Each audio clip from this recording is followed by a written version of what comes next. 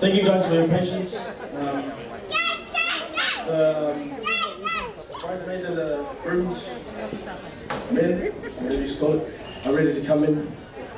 Can you give a welcome to the party, please?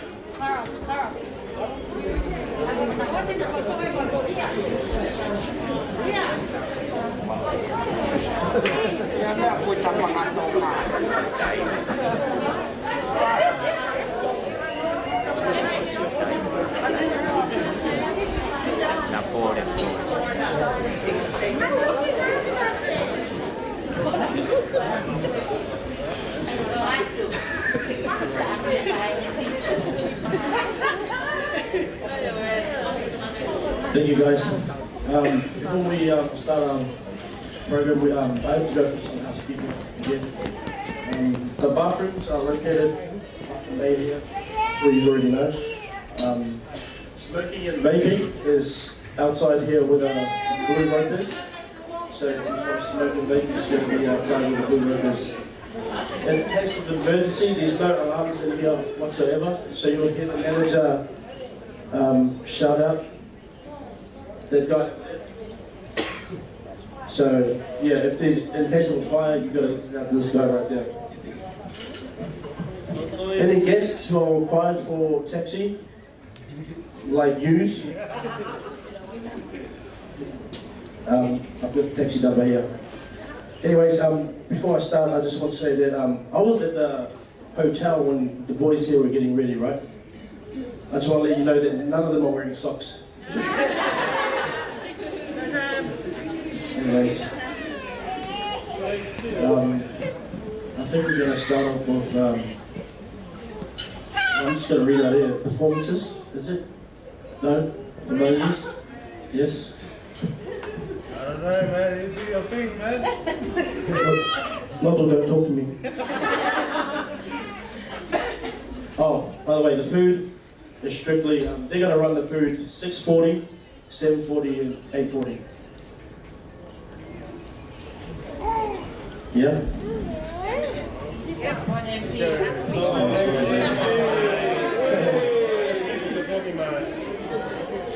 This is, no, it's, I can't, I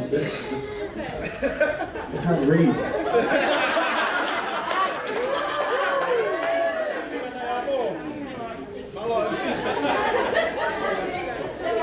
Can we?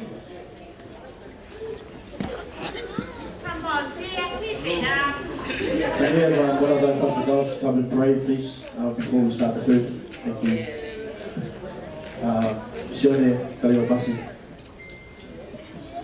Allah Tuhan, please.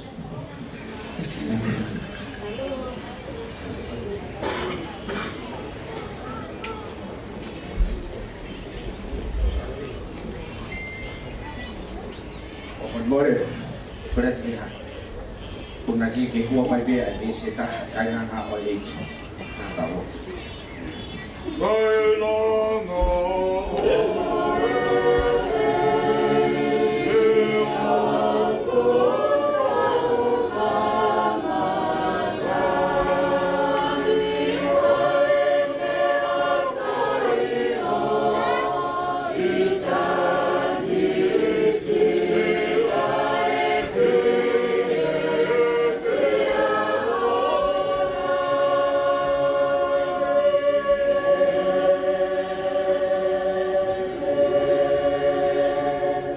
Tamay maaf mau. Fakati apa ay katapalu. Gauhi koe hoa fia koe. Ke omi ki matolu ki mal e fai koe. Gauhi ke fai e malai. Koe family for all o kamata.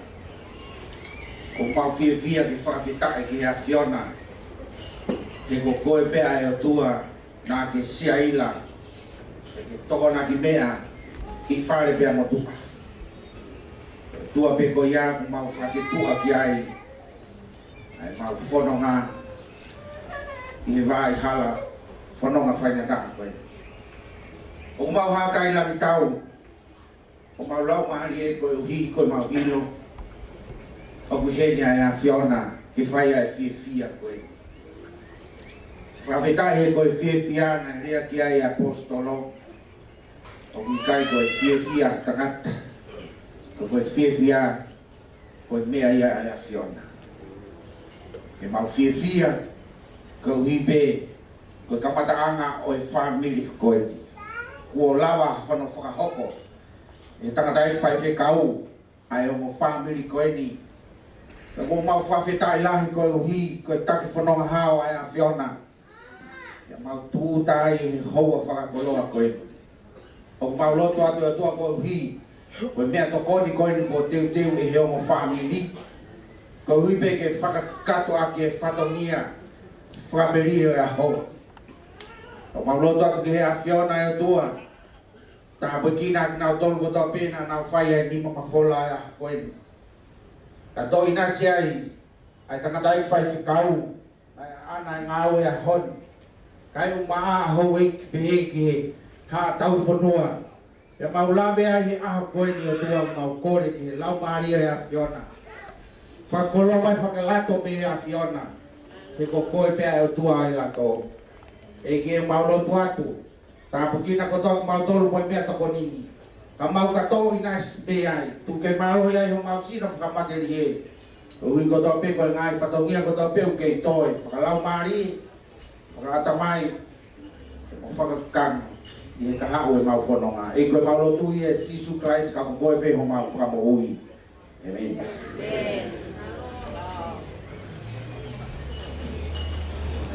Oh yeah, I finally got it. There was a missing page in there, so I'm going with it. Anyways, we're going to go ahead to speeches. Can I ask Gatieli, Lotu's uncle, to start off with the speeches, and then we'll move on. While the speeches are on, entree will be served. Malo.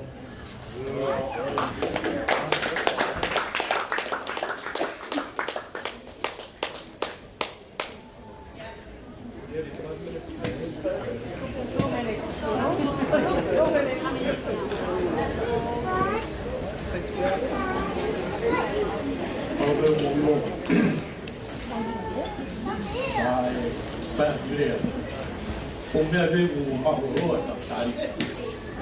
Kung whakawau e tau ilo ka tau kukulea. Kano e tau raki teurea no no. Ko kui wako kate.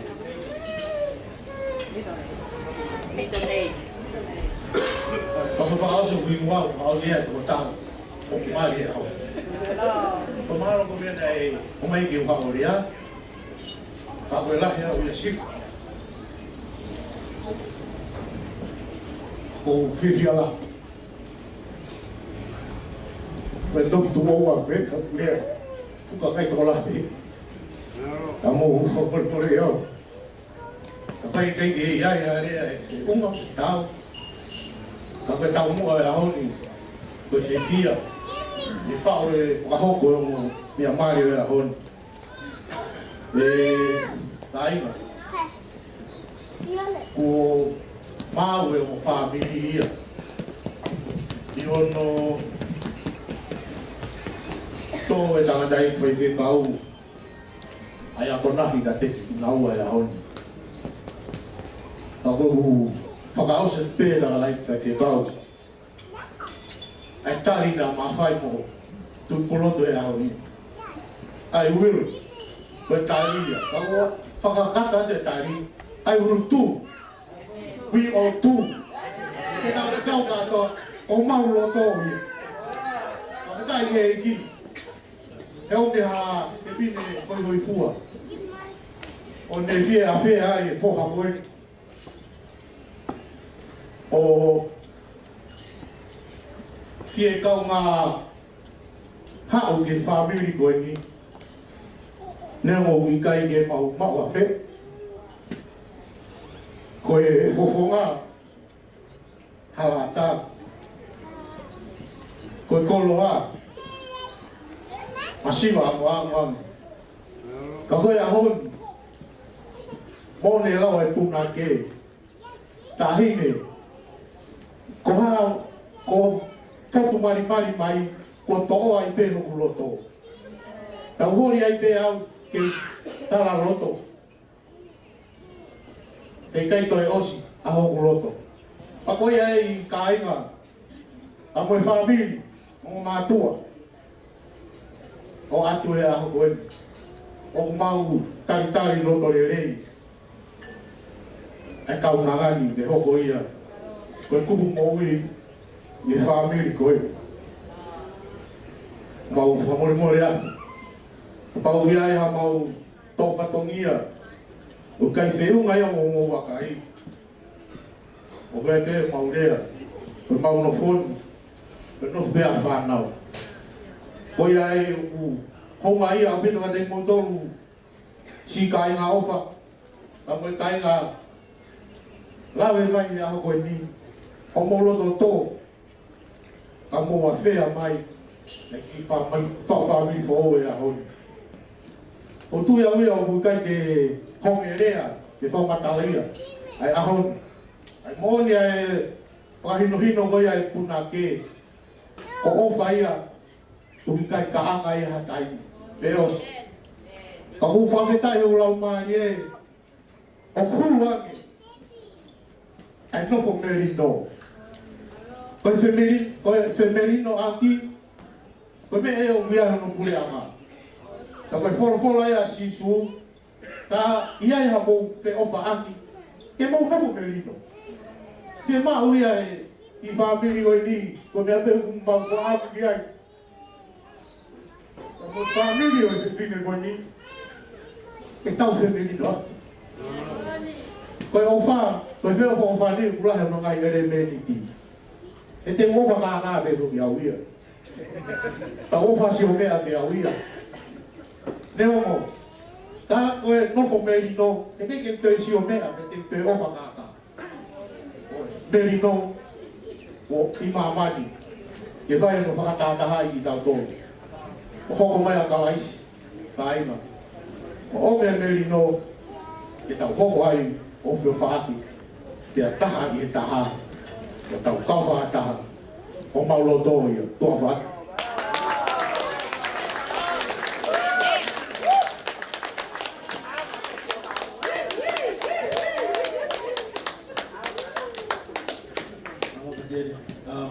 Can I call on Daniela Atubaco for his speech, please?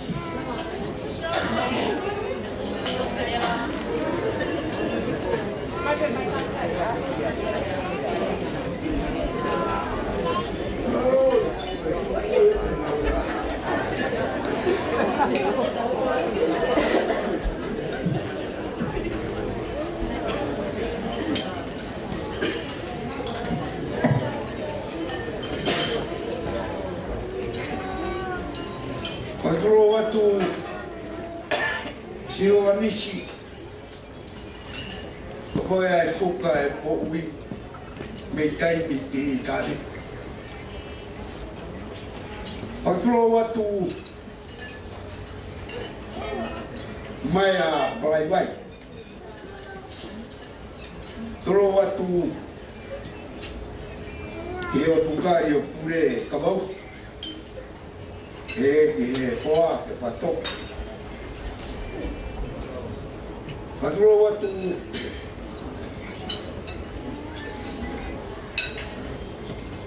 kai toila me he fanga ko fe holo tomo la marie ni la ho patro watu apia me he si ko tafa a hau ko ha funo ngai a upa Pero moni ne le atonga ko e kai lao se mai ako ufanga e lo tu ko mo tu ava no fanga ho a ko na pai ni a lo to pa o lugar wa to ko ta kala tambe ya o tulo watu mauniu na ma ko wa Fisini uolo to hangan. Eta ke u whakakakato e whakatupa ke ko. Koe aoni koe kurea whai. Hake tu mahui nga ia ka putolu koe ni lea mai koe. Koe ku kala i whare. Mai las koe ku koe atu. Como vi todo o ate ki tu marea koe. Moe atu kai uma tu pro tu kario pas. Pagi ria tonga be o to mai be he fama o me he me ateroa. O tu la he fama o Tasman ke famonia o puta ke kau. Pagi ria tonga be hange hamal mal papa. Hange hamal mal papa. Aduh waktu logo tui, kau bermutu apa yang kita tahu. Bermawe ni behe, mawe mamana itu ngaku maal. Nagaya ha, fakamalu ya itu ngak. Ako tanga fa ni ilo no taimi. Ako taimi huo ko le ki mala pa ta ke to e pia. Taimi a ko ki ai wala a. To ya le wa ku mi mai a ka ko blau ta fu. O hai ko no tua. To ri ngai e re mal pa. Ya fa ya be de ku pia follow ke mal pa ko mo no act. Saya nak follow why, ini mok apa kira-kira nak kaya hasil. Tapi ini follow, kehilah lagi kota apa ini kuat, kau cenah. Kalau pas kalau mah berat, faham tahu sekali kusia, ahon, kau faham tahu wiloa, ihe teologia kaulo tu famore the Holy Ghost. Pada weno lau mari ma oni pe hono lanu ta pri. Lamat belan mo. Ta koe ku pobok frau sia tu ya aki. Ko tantala ke lama he maka. Jesus Christ. Jika kita mau lama dia mau ni without Jesus Christ. Bukan bermakan ya kalasi, betul tak lewa, ay mal fakot. Dia mau holoi pe, umok. Jika kita motoi ke, jika kita motoi se kapok. Kalau faham dia betul kamu. Kau ada mel fai mal papa. Kalau mari mau. Tu bukan tak. Ifra mal kamu muy ya. Kau te moto ya pero. Na moto halu. Amor ni lau gua. Tu ina si pela. Na me ko tangi gua tine moto. Kaneu. Pero o tu wa tu se kau ya. Tako mana tu ke tapata me ale. Mau belo kayo pasi be atu. Ni ale ako ulo me tatama uwa peka hine na peku fu. Tako so ya lo ni ke uri bui ko maina. Tako so ni hine na bui ko mai so. Pak si ma wi ke lo mi pe e atu be uri iwa maina. Lo mi e ko e kayo pasi a hine na mai so. Tako mo ilo pe wongo ko ya. Harmonize. Kapau itu elomia fusi por faer.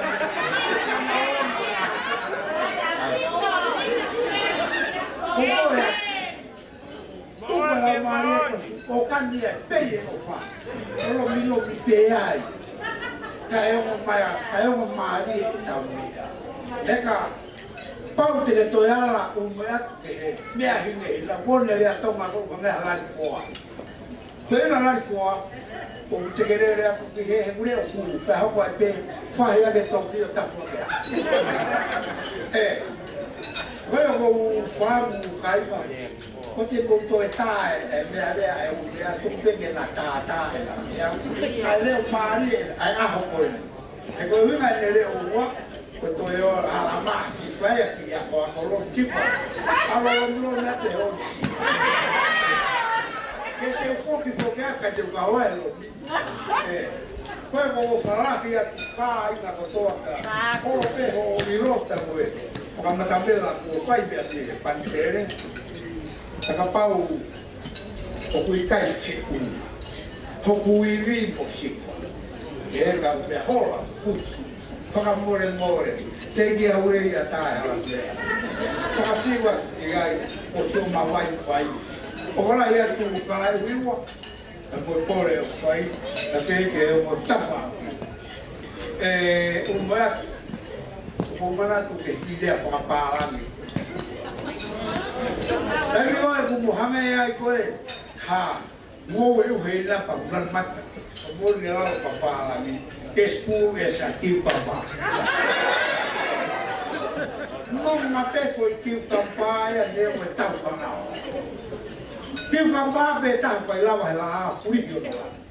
Lá, o ilo ia lá me pôr. Para uma área mal. Passaia. Quando o outro papai botar o meu por faz tudo. Deveria vai malar a pauta da outra.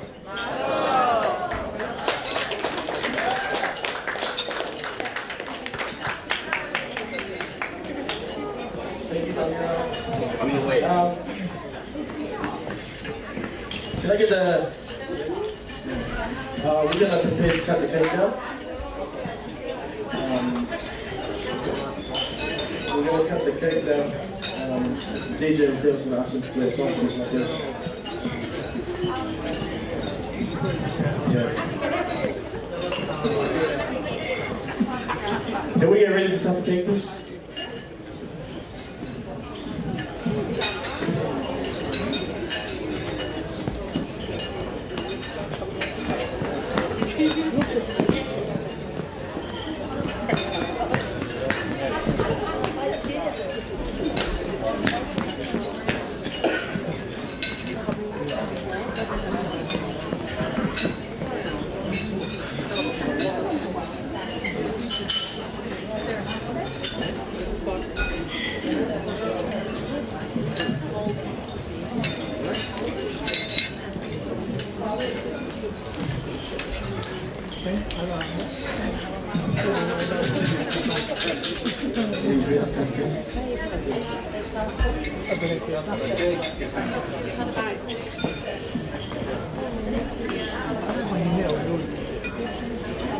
DJ, can we play a song while they're cutting the cake, please, bro?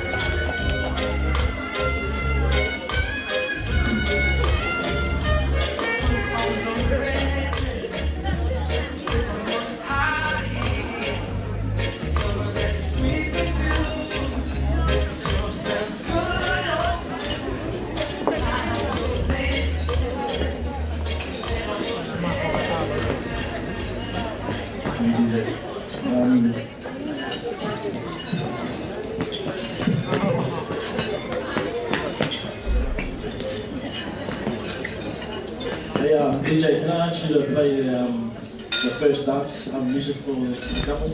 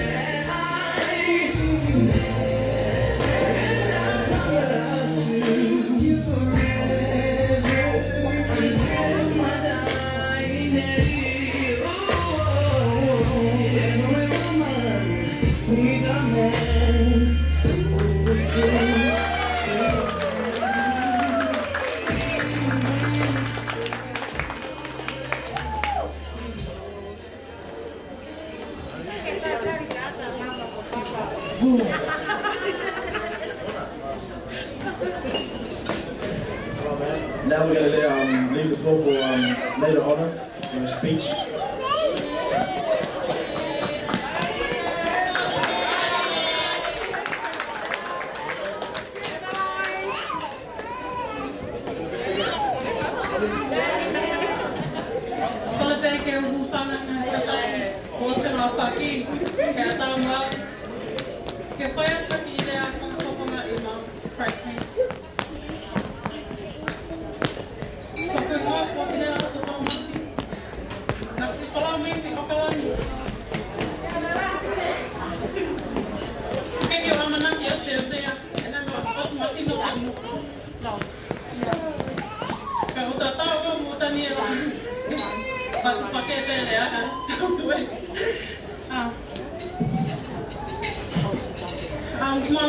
te ata pa malo lahi kia ato.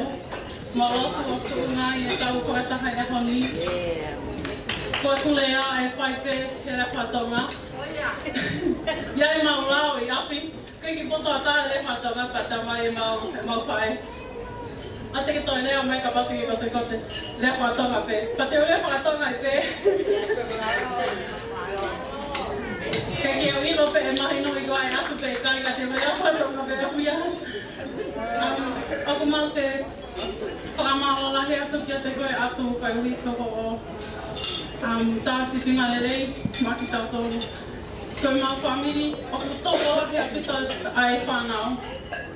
Tako atu o ku lahi taha ia he mau toko. Pau kamatai atu e maari maha te tau hoko atu pe. Nā,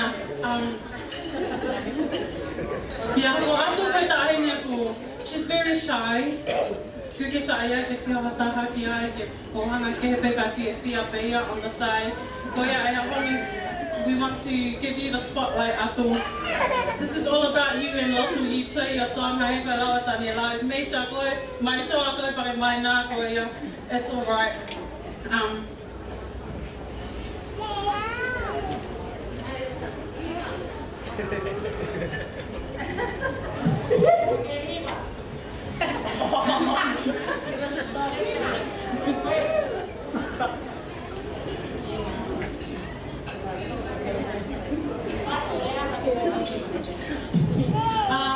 Ko pe ate mana kumeri e taha. Ko mana tui wa pe taha wano. Osi e tau e taha e nau hau ki Australia. Te kei ki mawhiti o paki. Puoloa a pito pa mawhita loki ko tau te ki tonga. Aloangia atu ki he reunion e familia me ola. Pa mawhua nātu mo mautolu. Fia a pito he tangi to ia na mawhia ai. Mau alu o au ki mau. Ki kolo ko haano. Kuko taro a kakakai.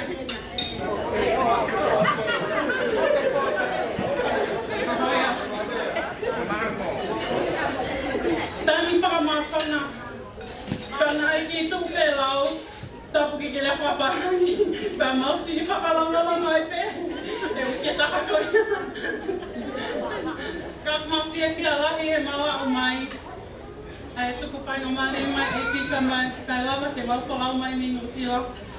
It's very special for us to be here atu. We're so grateful we can make it here. Ka tōna whakatoa mo koe malolahi atu kia te koe. Mo atu ha apalahi kia koe mo lotu I whananga teo ko mo whai. Koia te maa.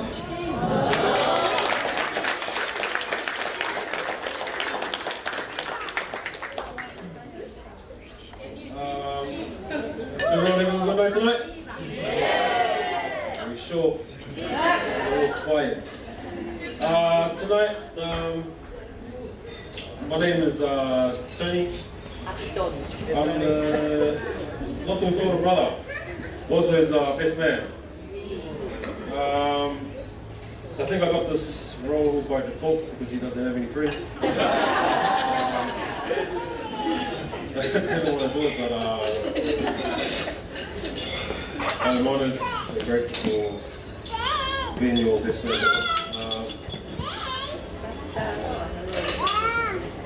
Growing up with Lotu, it was always the sook in the family.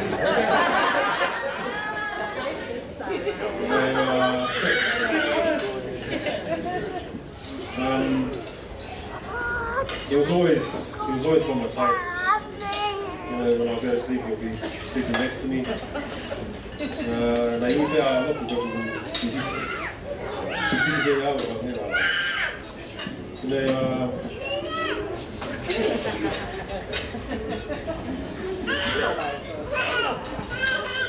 Since he was since we come here to Australia, for primary school he was a real slutty boy, slutty fresh boy. Coming here to Australia, got into high school and that.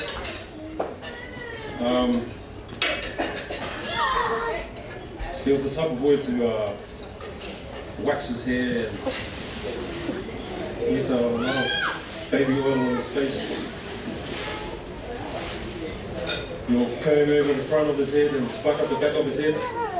And I'll ask him, why do you use so much wax in your head? And he'll be like, oh, to get the voice down. Already it was for the girls, but you never got any. And until this, until he told me he was, he proposed. And I was like, hey, you proposed? I didn't think this boy would ever get married.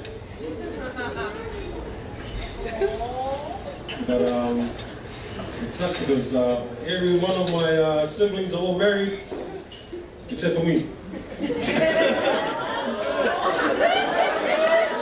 That day will come soon. That day will come soon, I promise. You know, I just want to congratulate you two, Dr. Napu. Napu, welcome to the family.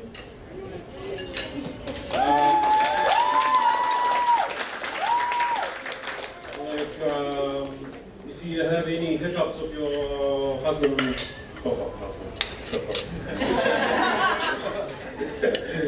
if you have any hiccups of them, just call me up. I'll come in and sort them out myself. You know, every time these guys, my parents will try and tell this guy off, they'll be like, but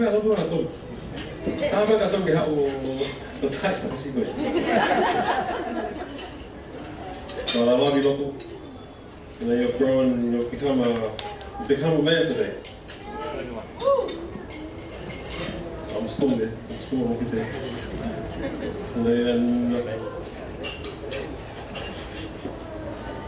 And you and Apple have this new journey together.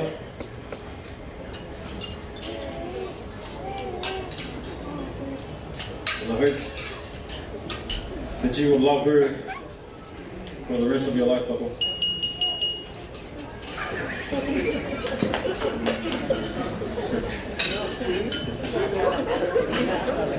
But I'd like you all to raise a glass for these two. Yes. On behalf of the grooms and the bridesmaids, I'd like to wish you both a happy life, a joyful life, and hopefully many babies down the track. To the bride and groom. Thank you.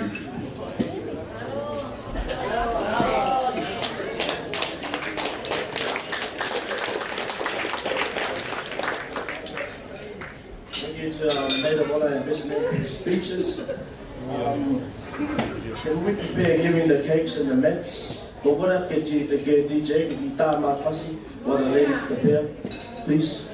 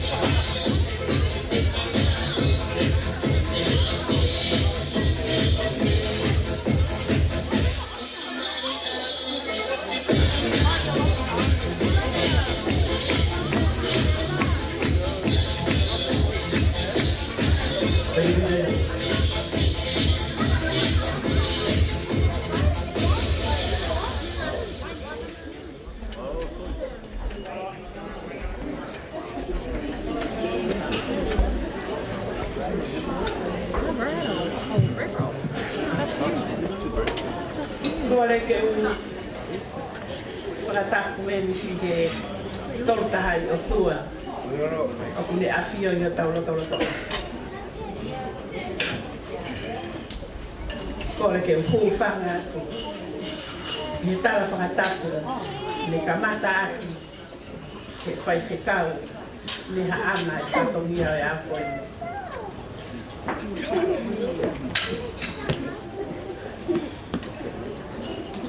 Kai ata amua mo si matua koe ni mandai loa.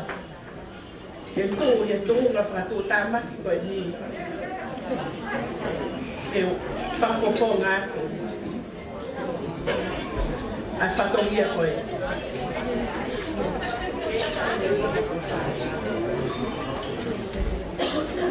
Whahoko aku hoku ki loa kau. Ko se i fisi hangare lau mani safi o kune whaia whakahoha koe i hoa koe.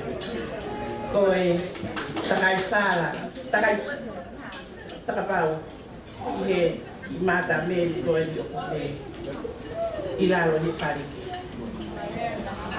Whakautongia koe ni ke whakamakato atu, whakaukole whamole atu. Kai ai halea toki tua, whamole i a miau koe toi pia whana.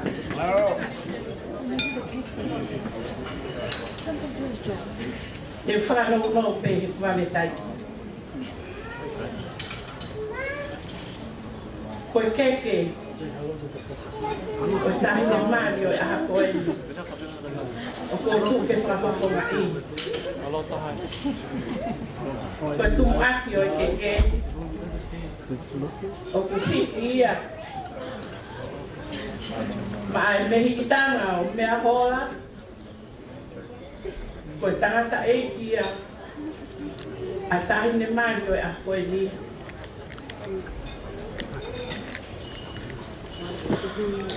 Koloisi halariku. Ka neo moa i o kitai te heni e a koe ni. Ko kore atu, ia Susana, ke ne lava mai o to'o e, a keke koe. Pea muhiki a ki peia hono ki whana niwi, mono ki whana mokomoki. Kata ke tō taha koe ni, ke ne lava mai ki oto. Koe ki kaunanga koe ni, koe ki tamao ki ia, ai o mātua a mea hora, ke ne hoko, koe ki tō te whine, koe whakatoraki o i whanau. Koe ia, ko Susana e.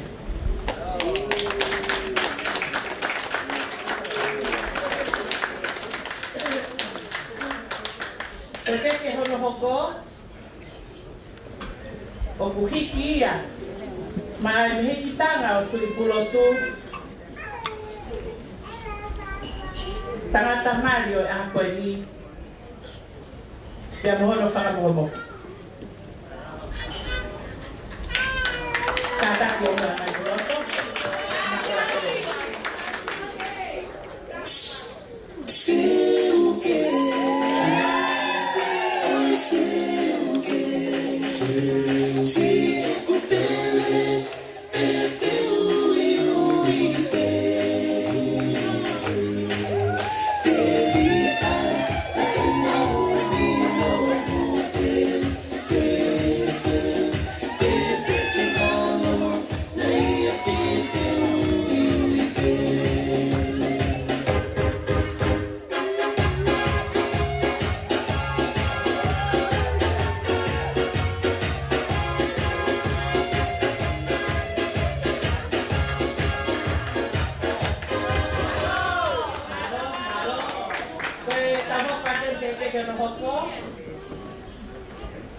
O kuhikia, mai whaho, o safi,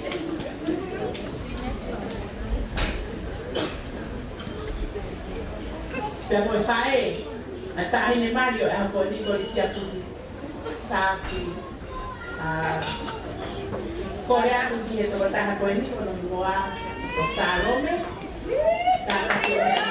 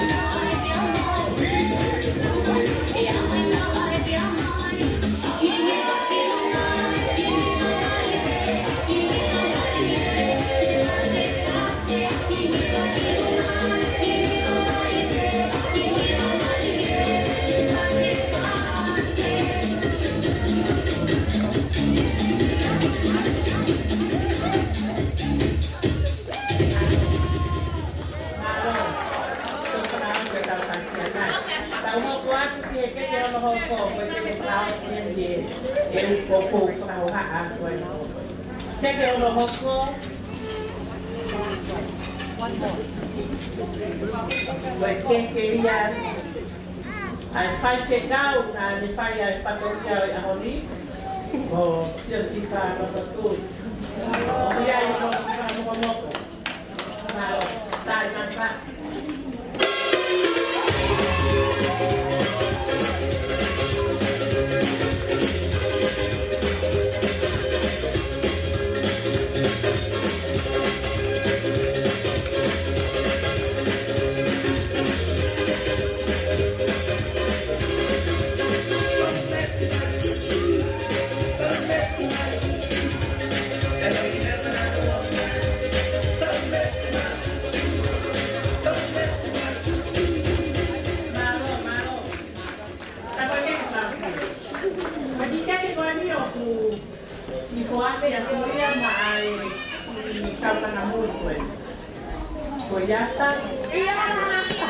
Impati,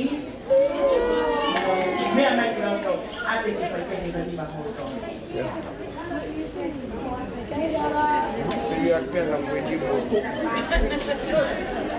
Dia nak malu. Ai bangsa.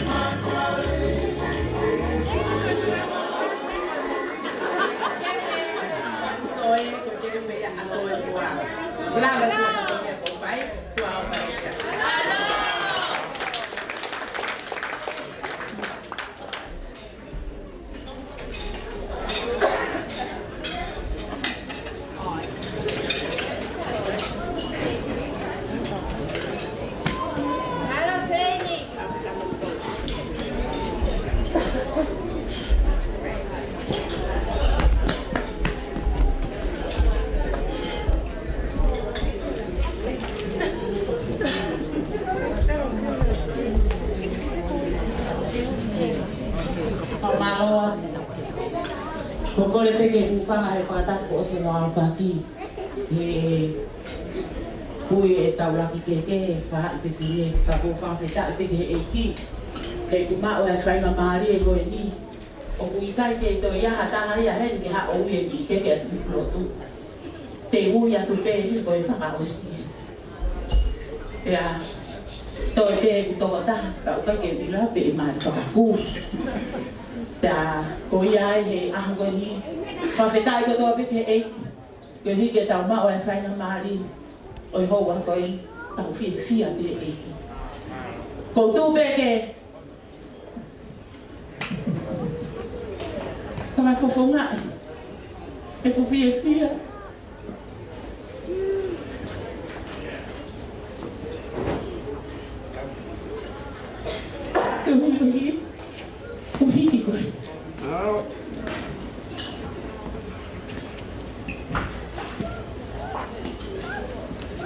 na ke te ai ke a ke tu pulo tu fai a pe ke a tu os na la vai te ta ko fia pe a fa e no ki fa nau no ki fa mi masiva na pe le mai ni ke ai pe mo ha ki ke pe ta ha tu pulo tu ke fa i lo ma ke a no ba o fa la ka ku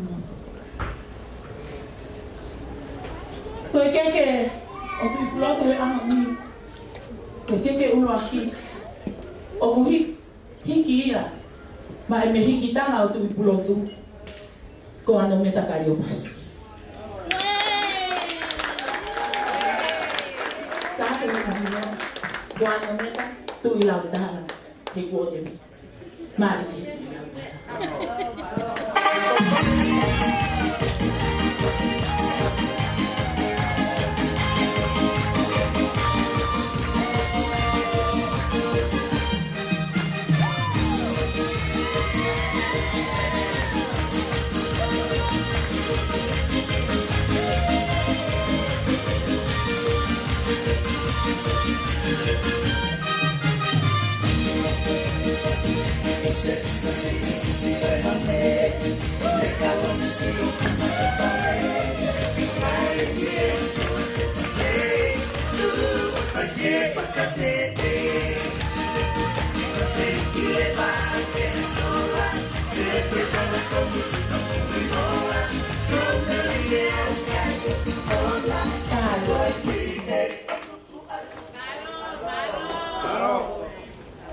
ko ke ono wa pulo tu ko ke ya ai fai fe ka na ani fai ai fa to mia mama fa ai ko e ko si o si fa la ko tu yo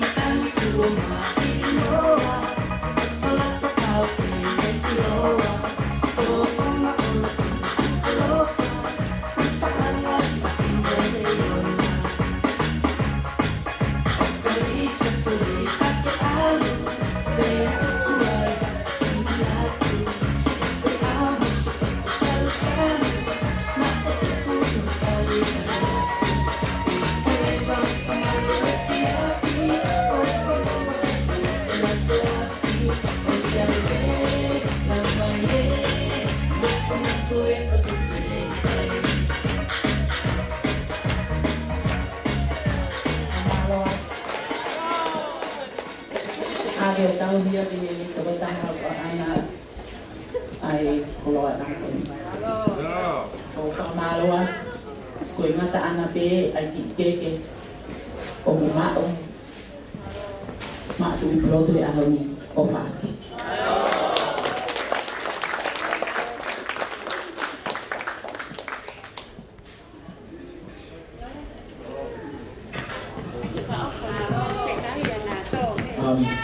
I'd like to ask the DJ to play some songs while we get performances ready for tonight, and your mains is on the way.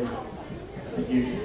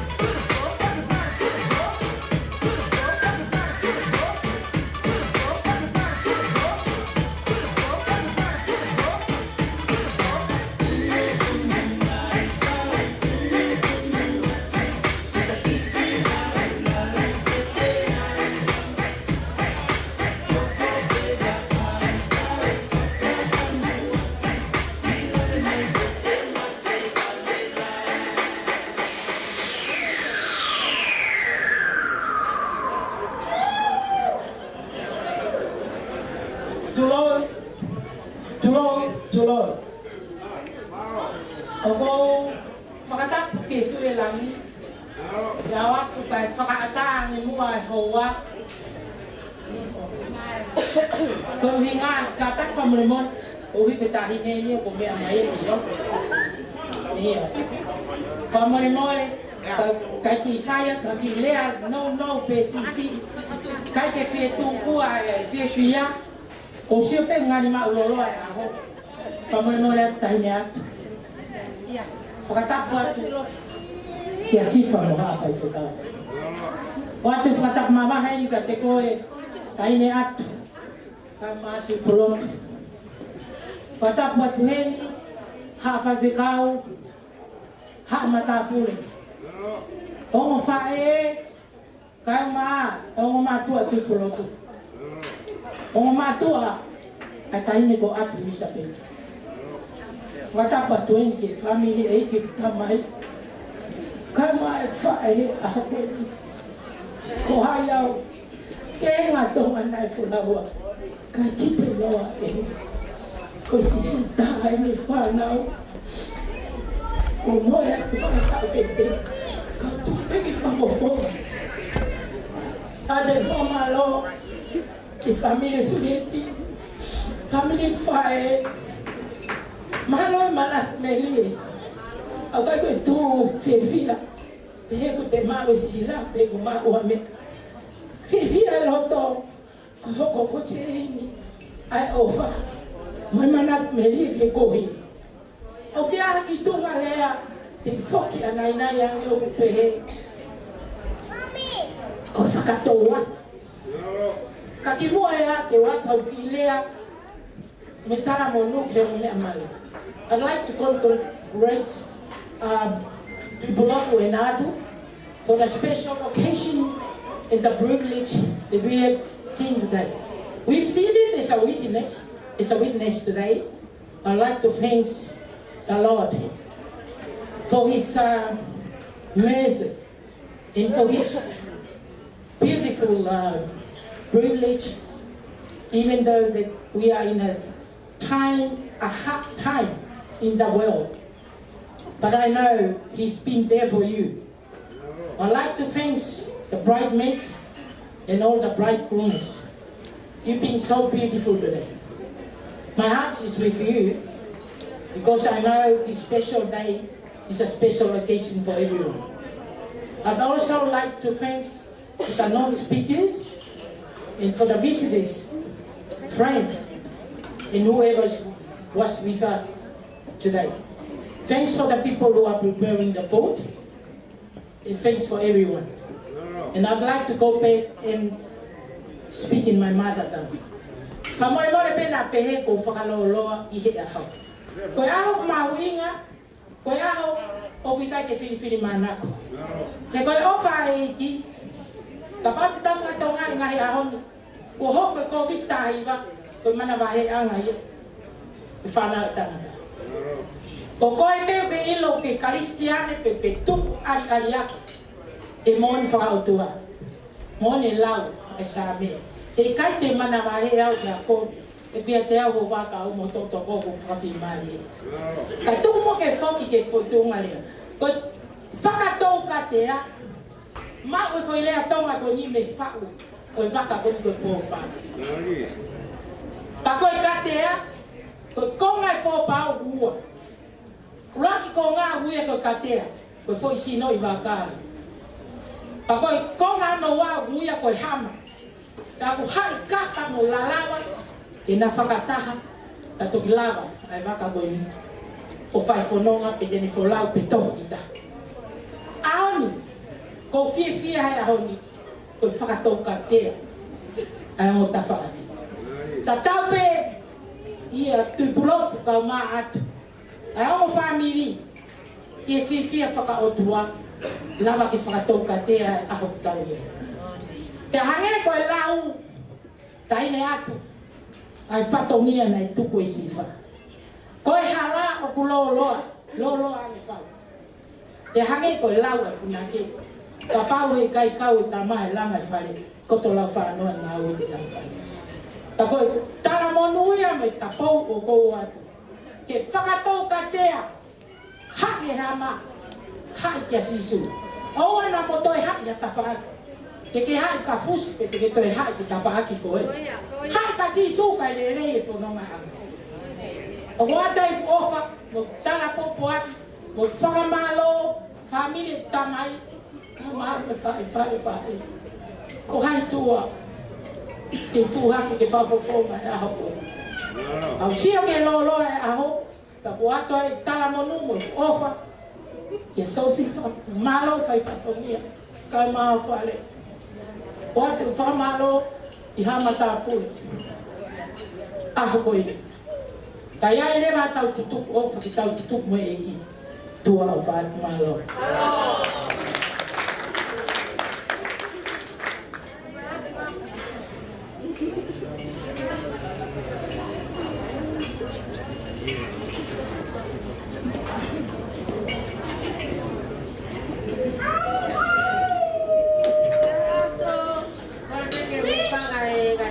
ko to pe ko sa na pa.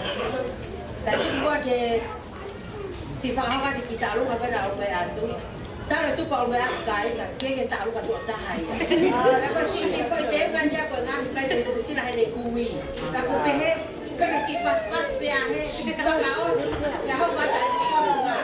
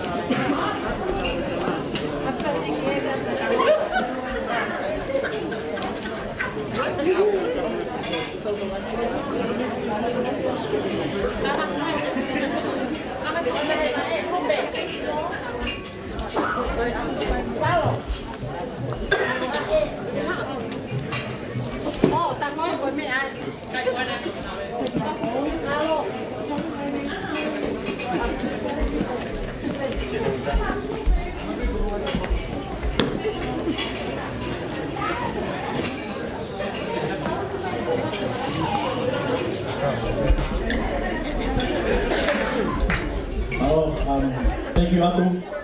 I just got told that if you want to dance to the middle, can you please have your mask on, please?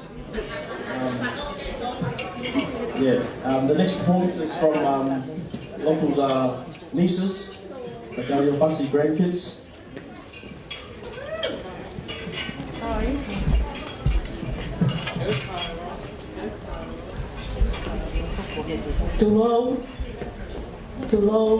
Tulo mo hafang aiki. Pakatapos heri ki tangata aiki faifikaw si fanongotu. Kaya mo tato nga aiki o ahako en kihe hongo me amari o ahako en. Tato mo mo ko ke fakahoko atu. Aki I patongia ko en I hoa ko en. Ko ki tālunga te mawhai atu i ahoni, ko tālunga peia. Ai whanki i Nisi, ko whanki i la mutu o Tuipulotu, ko no whanki i la mutu Tuikano i mata e ni pe kohe ni whanki pele. O kuna whai ai ki i whaka fiefia i e hoa koe ni. Pea mo mea mai peki ai ko nau tonu ena o nau i loto i e oa koe ni. Te mo whakamole mole pe, ka wiko ki i ua whatongia o e ki a ko eni, ai ki teki o e ki whanau ko eni o mau loto pe. Ke mea mai ai whaele a Tuipulotu Kariopasi o hui ange. Ai teki o e whanki i la mutu o Tuipulotu. Ia tō ki tā mai hapasi, kai whakakakato. E nā whakamerite i aha koe, tu au whaintea tāna.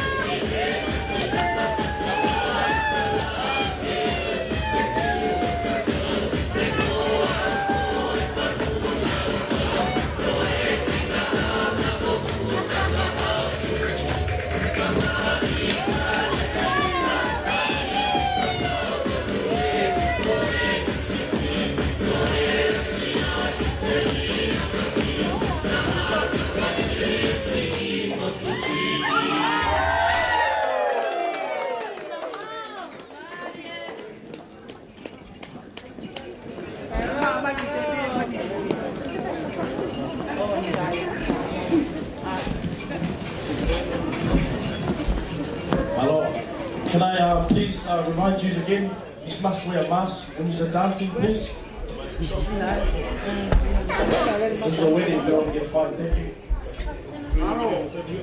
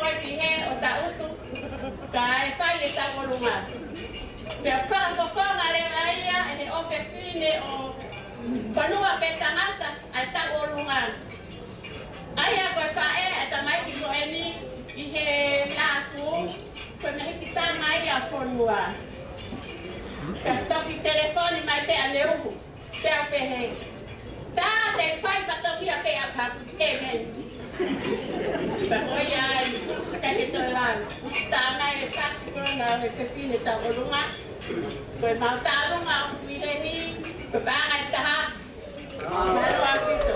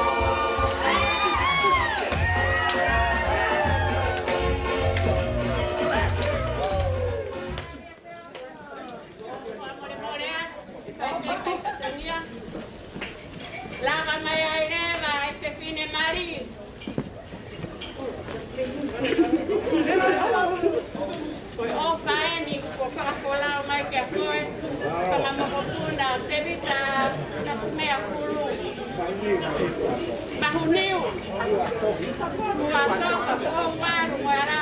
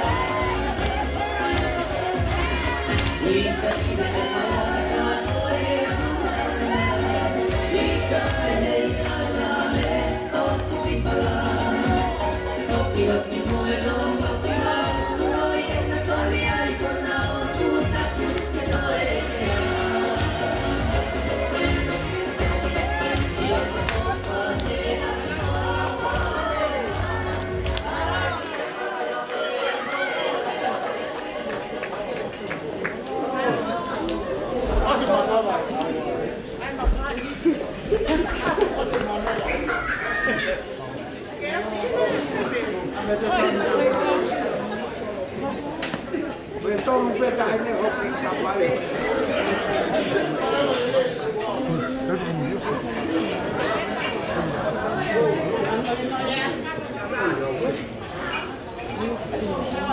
Halo. Mau mana dia? Tak suka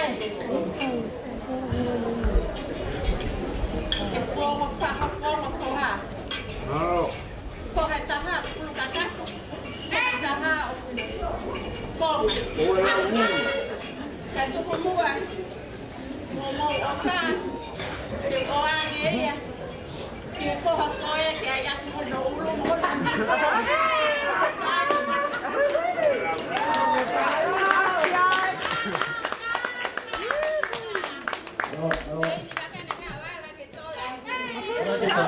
Gullah family to come up and do their performance. One more rule that I got told that, sorry it's not for me, but you're not allowed to have more than 20 people on the floor. Peace.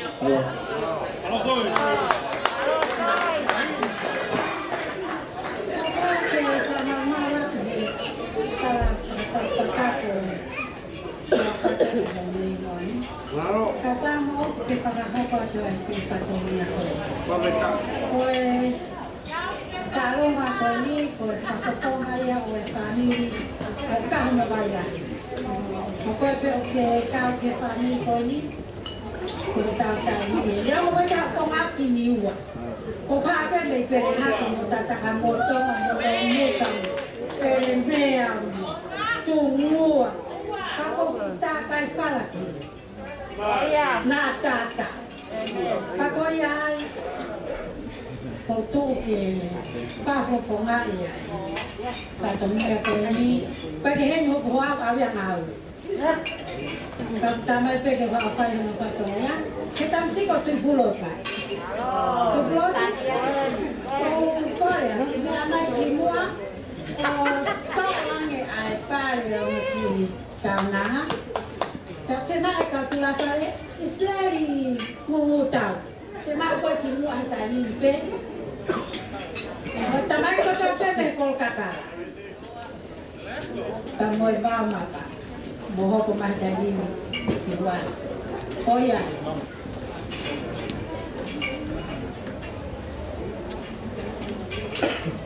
Mari para pare. Kaya kanya makikulot. Parang nanti. Tawo ko. Ako. Tepati siya ito na ako. Kaya memang. Okay na kita. Halo.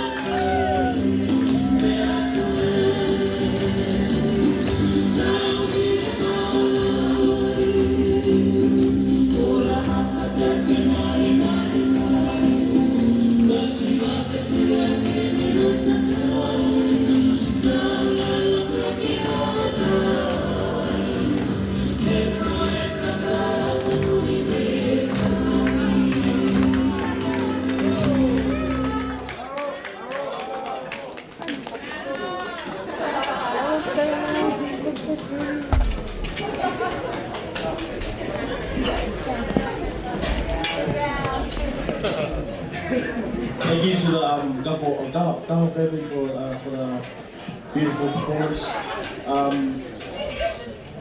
We hope I did what I might like to call Line Naite. Please make your way to the middle. Mala.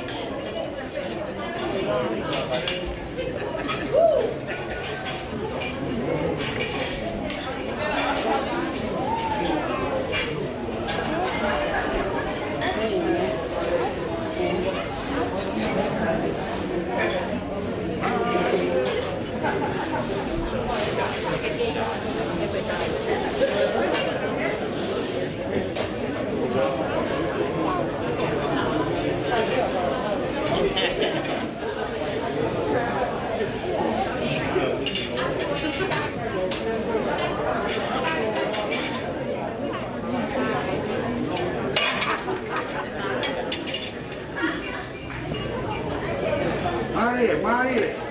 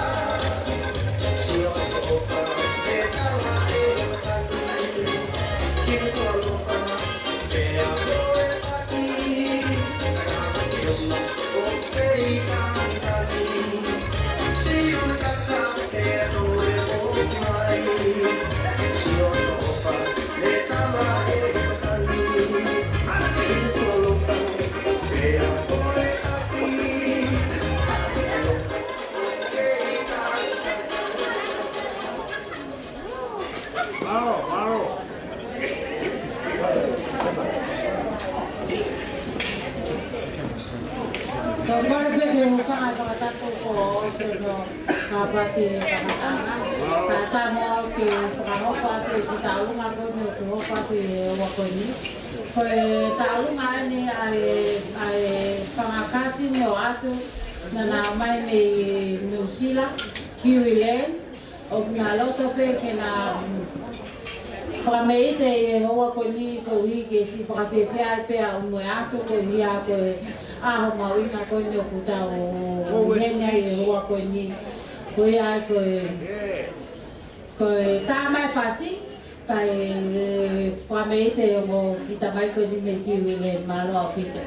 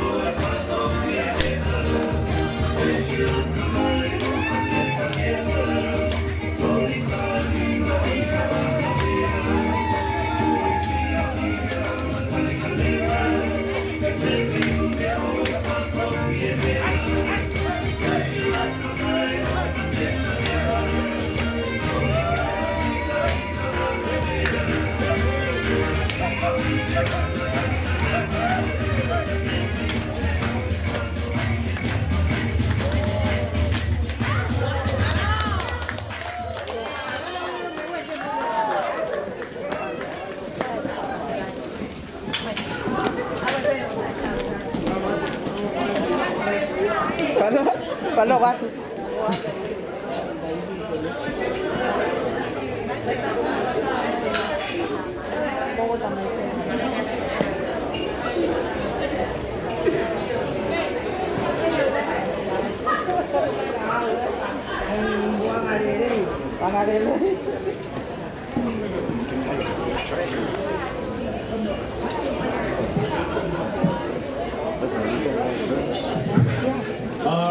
Good evening, everyone. Are we enjoying our night tonight?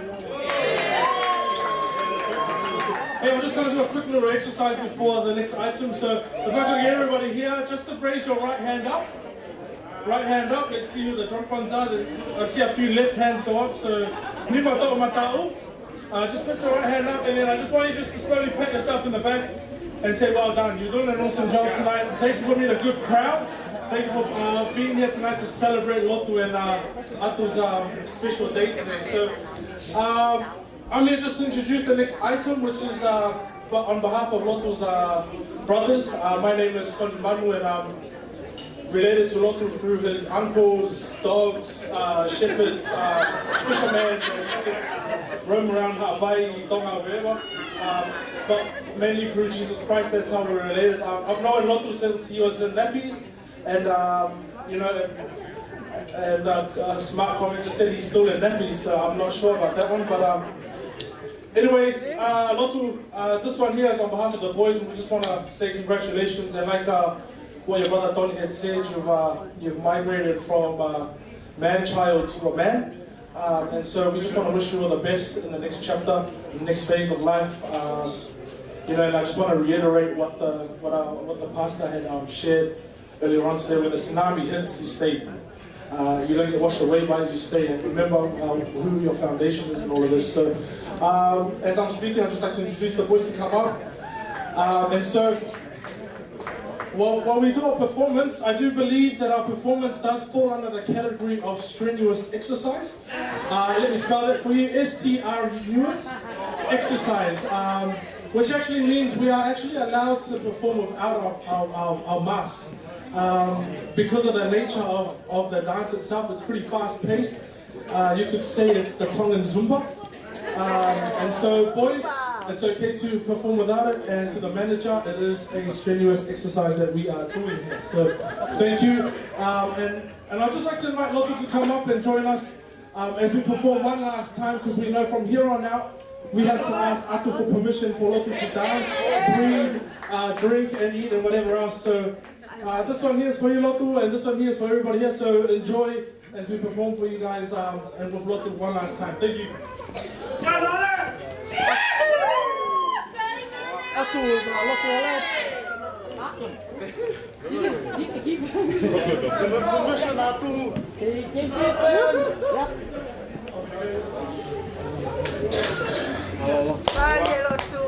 One last time,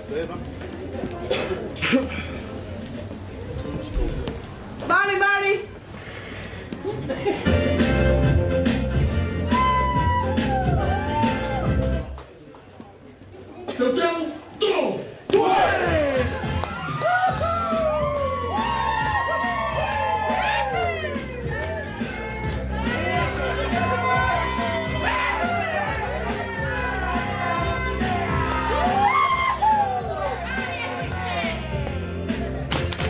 DJ Bolton.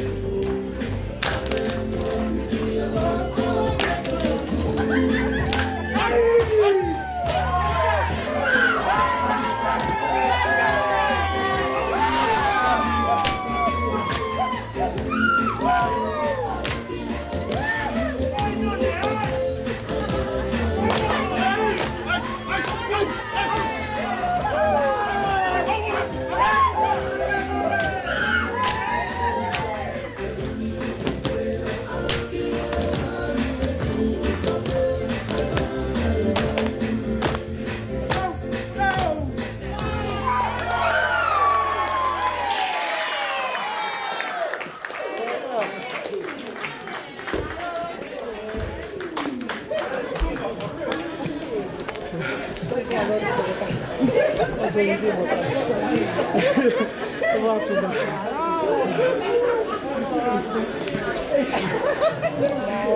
you, boys. Lepas pas band drama. We're going to leave the floor for the bridesmaids to make their way to the middle for their performance. Thank you, boys.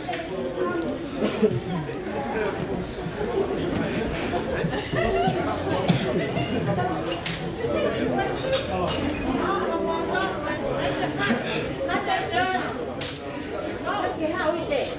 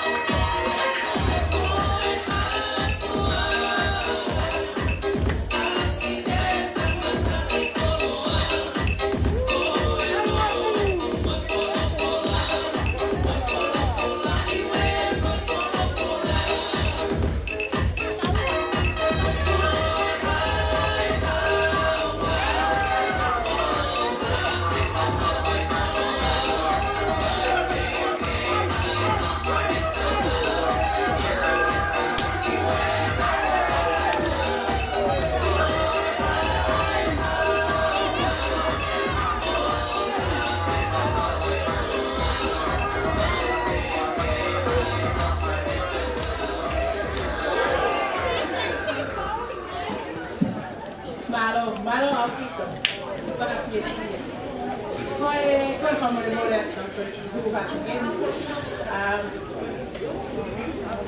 dalu na hopo.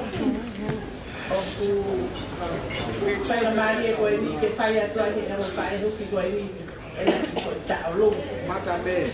Ya ko dalu na ko ya.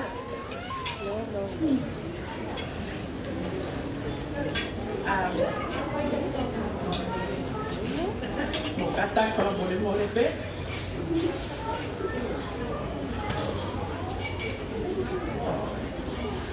Lava Maya yang sama kuat ni, sama di karena kuat ni macam Maya ikut.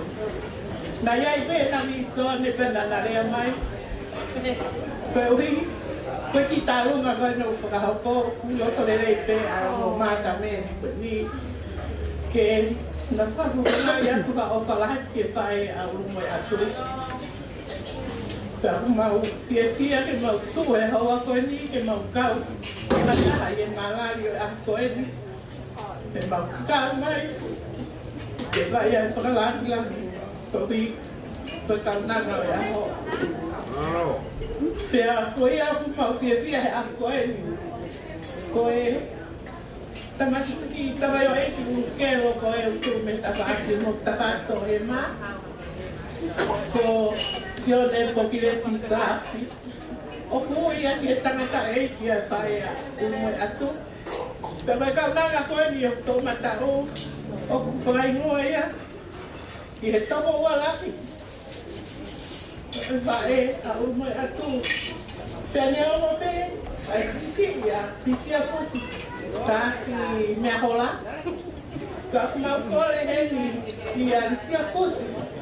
Ka tātu ka mole pe atu ka tupe mua ke whae atu ana lilia whanau ni. Ki he mehikitanga koe ni. Koe uhi pe, o kounga ki o nau roto. Ai tō anga hou whae ia teki nau tō whenau kei wale wale.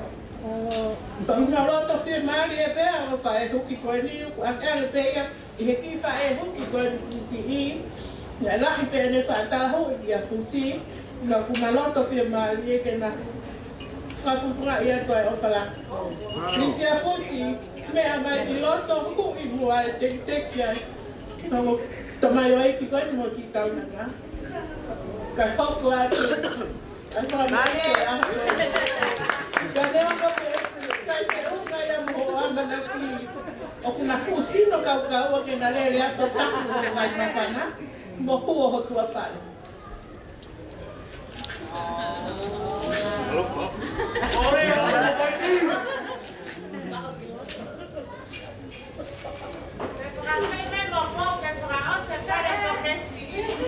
Kata ke mare ki testimoni mere nai te wafofonga I a kasi o e mo ki tauna na drong ki tamai koe ni kore ake TK hit me from Kaano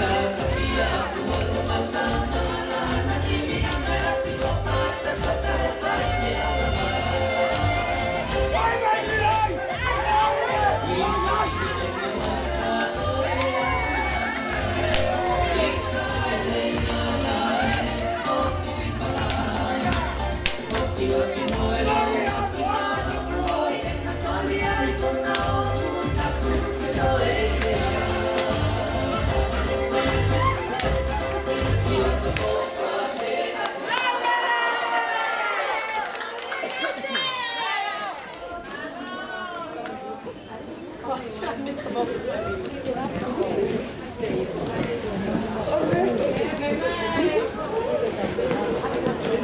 Sẽ là của hậu Mỹ Phò.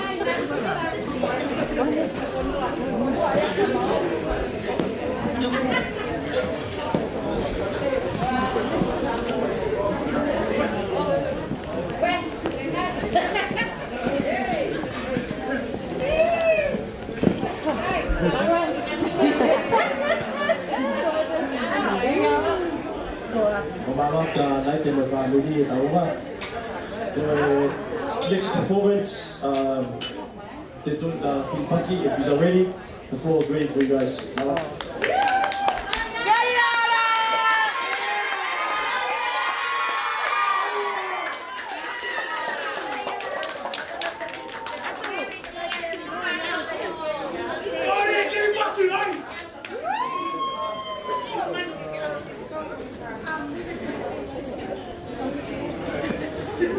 Hi everyone.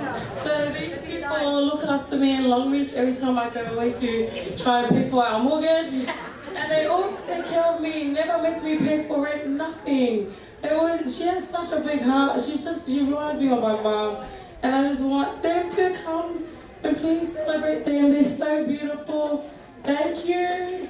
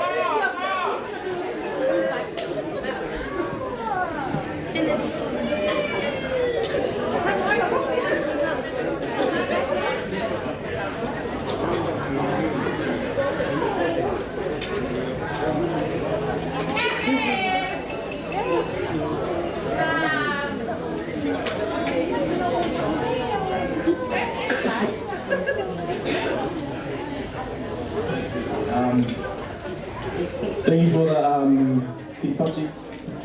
It was good. Thank you for looking after Atu when she comes up there in the ring. I'd like to call the bridesmaids. They're doing a siva. Hello.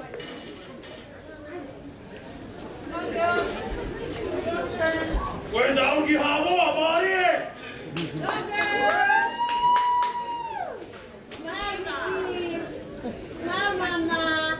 Maria Lue.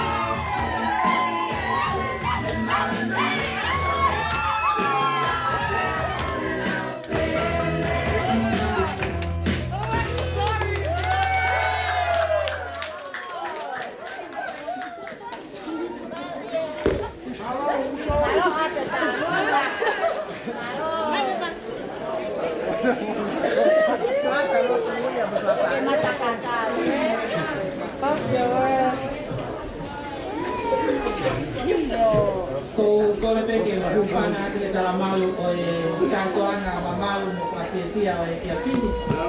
Ka ko le mo ke hau hati ka na Maria ko ni tu pulotu ka ma ka yo pasi ke fai pe ha honga ia pia mo ha ka te tae i he pia o e pia ko ni pia o honga ki ho ploto mo klau Maria ai whakoroa ko whai he o tua whakama opo mai ai tonga pia mo e toke lau a o mai pia mo hihi fō pia mo e hahake pia hoko ai boni ko e meeting point ia i whanonga tawhai ki whainga Maria ko e ni o kue ko kaampe ke whaka atu tu plotu ai o whalahi me he o ne nā me Kispo New Zealand ko ki whaka mei te mahu whai ko e opa mai ia si o pui neo mo e unaloka mai ke kau ni maangani mo si tia e hauni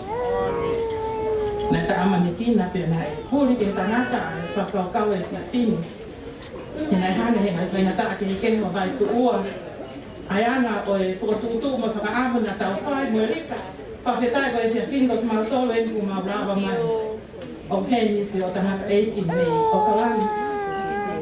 O heni o tangata eiki na kakao o aku ki pef.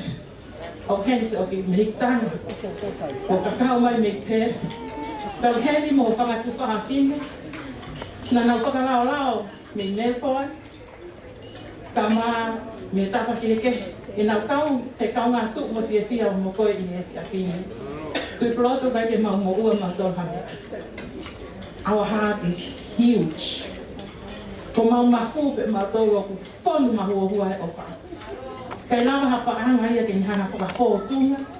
Ai ofa mo tala monua. O ngau tala monua kia te moua. I he whale po o ko langani. O kōpō atu ki he koloa lelei ko whakanofu ake he tangata e ki whai vekau. Ai lana whale ko mo whai.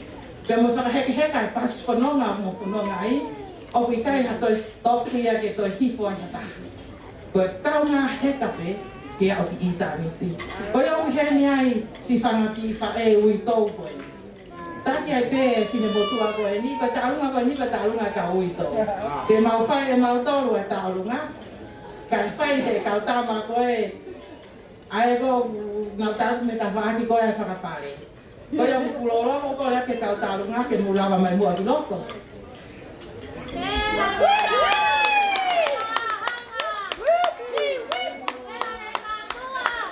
Koe o ke whina ena o e rahitahi a suasiwha. Me whakahingoa ke mau kui ko mere lau manu. Pe ni whakahake, ko whakahingoa ia ke he tui alo tū ko ane. Pe koe ta whaaki ko e ni, o whakahingoa ia ke tahine hoi hoi puataha whaamiri. Ka koe ko rea, i longa pe hataha, pe a mei lama. Pe a hataha mena me ki vai ko whatoto. Pe ka ki taha pe, pe me ki motu mamao, ko eni, pe tau tālunga ai. Ko mau taha monu, whakaose atu i plot, ka ma atu. Ki whanonga mo whanonga ai, ka tuke whamiri te atu e tau takine ko eni. Māroa pito.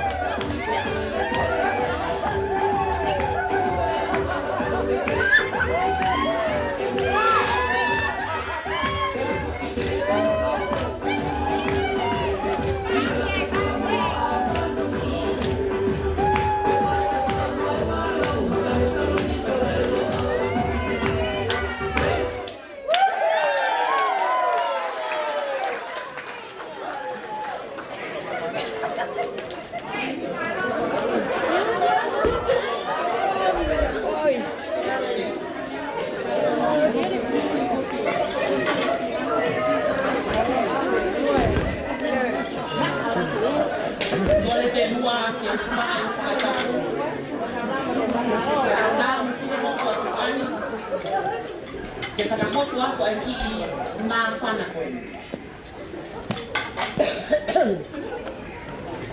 Ke uhauha ke tu lou. Whai te kao ki whawakatui. Te he ki he ongo tamaiti o aho. Kai atara mo kuku mawhine mātu ani. Nei tau vai ke mawakau aku ke maawali o amo. Kore heni ki he te whine tau o runga. Tahine ko Salome makaafi haunga.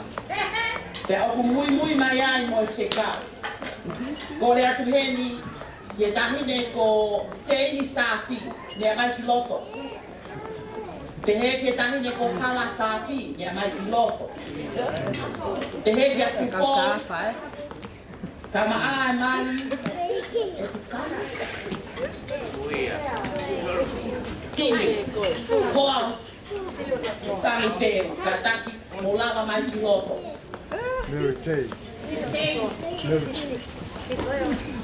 Kore atu heni ki a Seini o Kataki o whakasakato ame a Kataia ni tala kataua he tapae o wani.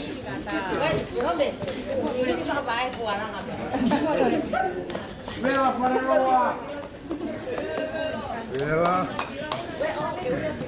Sea oho, ko tālunga koe ni, ko tālunga ni ai haa sāwhi, kia hoi kau vai ko toa pe. Ko tau tai hien, ko e tālunga mā whana pe. Ma o whātu, he toko tahi ko toa ka tehe ai o tamai ke ake. O whātu toko nā.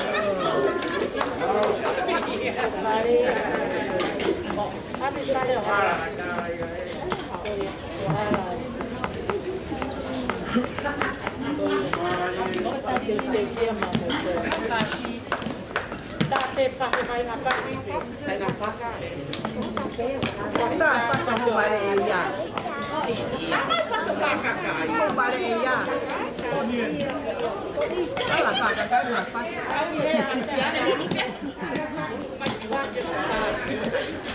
Ini fast. Nah, itu fácil. Ah.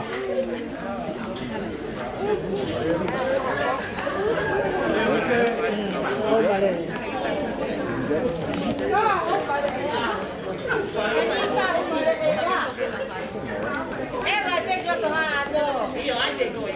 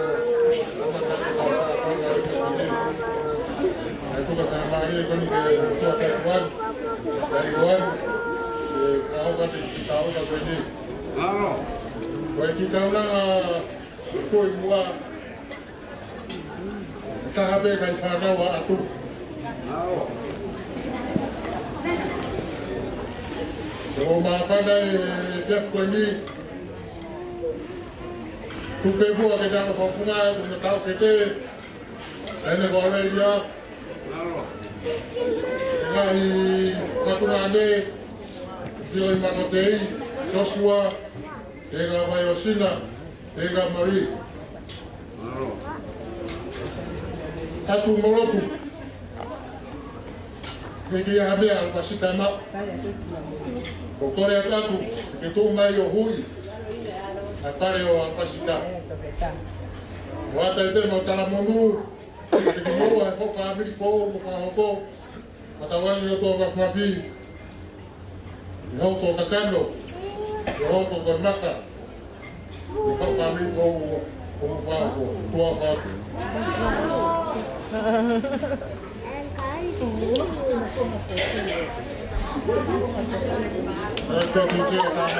Hello.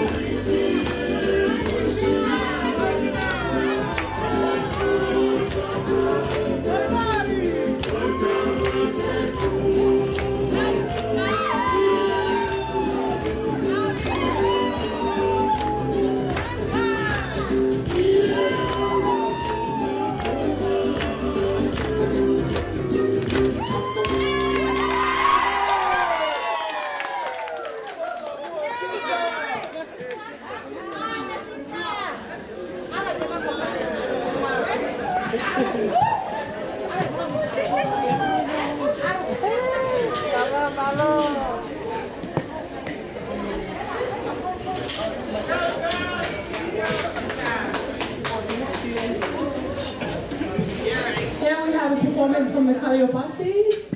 Welcome the sisters onto the dance floor.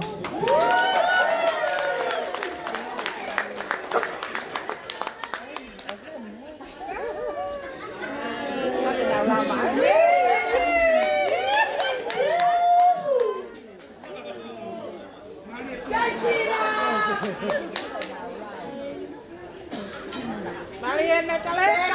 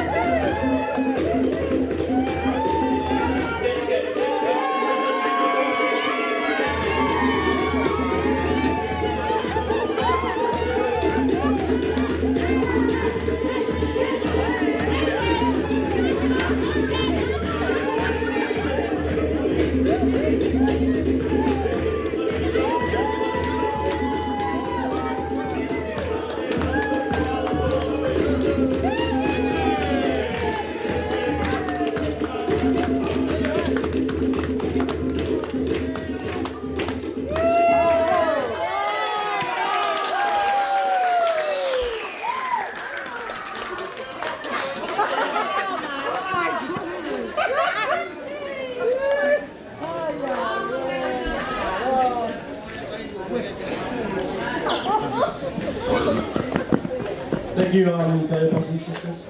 This that last performance concludes our performances for. Oh no. One more. Sorry, my bad. We've got one more performance. Sorry.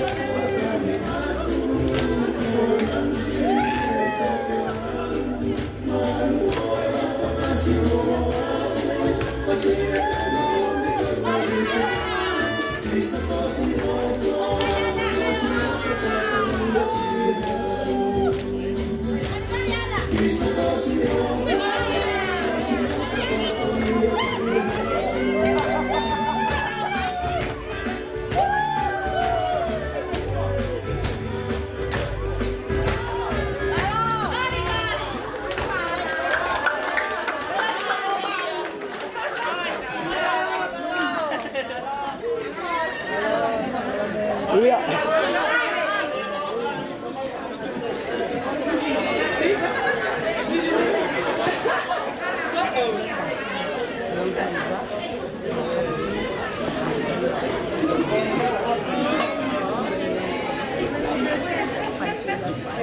think that's the last performance of the night. That concludes the performances for tonight. I just want to say, before I finish, I just want to say Lotu and Hapu. Thanks for letting me be part of your wedding. Give it up for the MC! I wish you nothing but happiness and your dreams come true. After this, we're going to have speeches, last minute speeches from whoever wants to say anything about Atu and Lotu. And after that, I'd like the VJ to start playing some music, and if everything's done, then you can party on. But thank you for lovely hour, and to the performances today. They were awesome.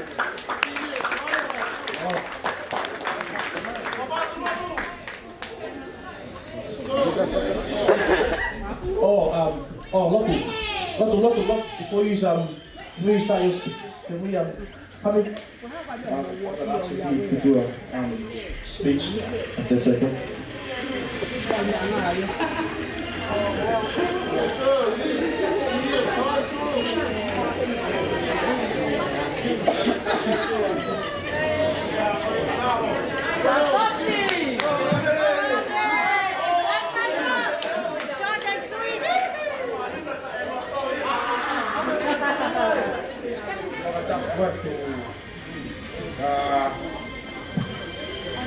Yo sa paut.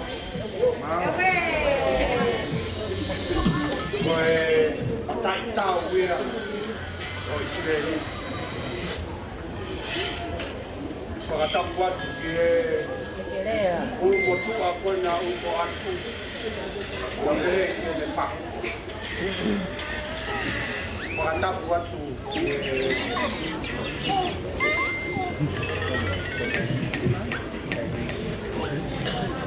Pakatapuan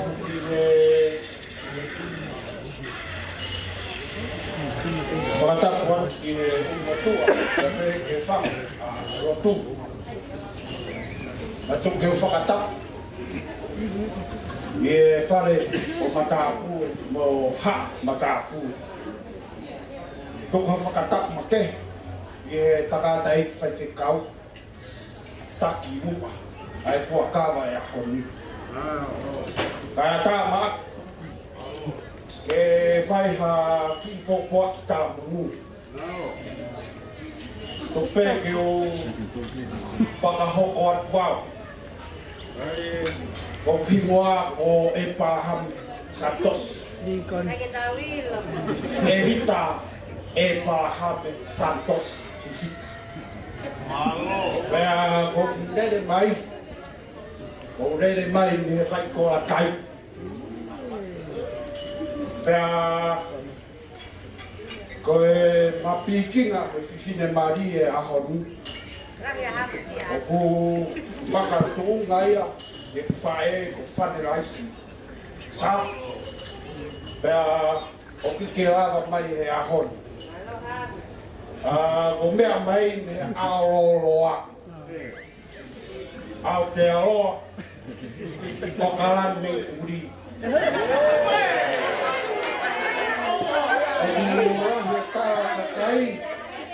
ông học mày bay còn là cái ngày ní nào pe còn học mày bay ní phải ngày pe còn ngày ní nào ta còn học để cầu vay ở hạ nó pe gì mà ui wow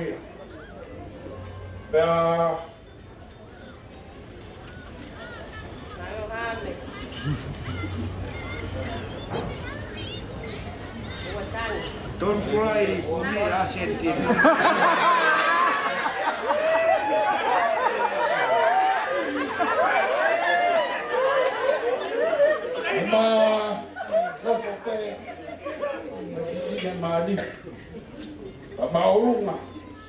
me ui tonga pe kari roa kari fana Mari. na fai ai fana ma tau mua o whakaam le rei ki taha pea mua mousio tau mai he aha nei toi te ngā pea o mea whai ngā kai o e huo o mai e tau e aha a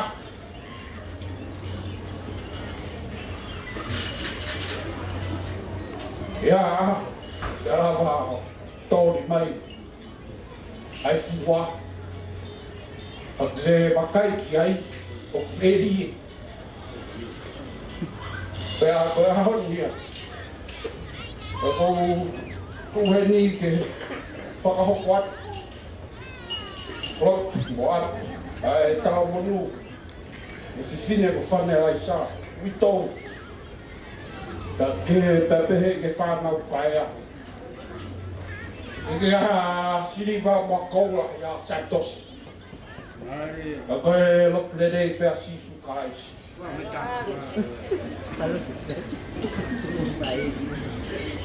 Nof pe me mamao. Whenga pe ke whakapapa ki pe koi. Rahi whae ka si ene whae. I kai pe ke urawe ea. Ma tupu hake peha mo maharanga.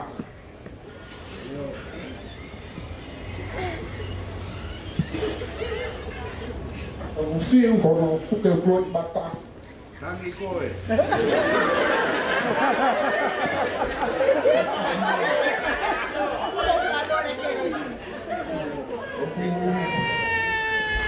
E atu atu. E tau rea whakatonga. E mea koe moko puna. E puna e moko puna. Maina ki sisi. Koe maka puna lo. E whai ke he tangata tonga me sisi ke tonga. E orau e moko puna. E hoko ai koe maka puna. But I hold ora na moalo kumi malu e maka ko fede nga. Oa na te whaha makai at e maka akiu ka mokumi ka sisu kai te maka ya ikai. O whalahi at mo. Ya.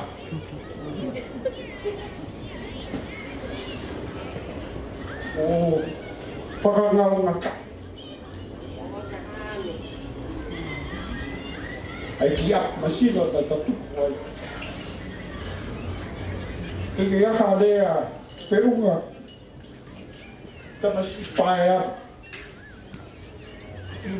Whakahokot mo.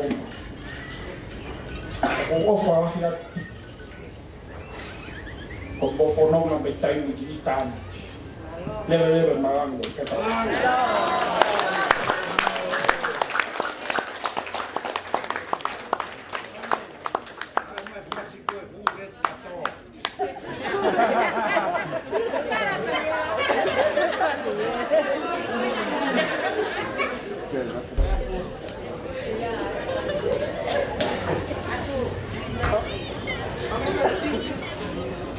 Tongan.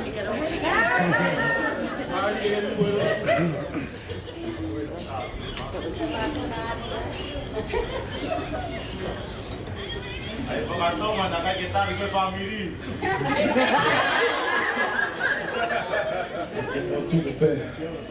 Malo gaiti.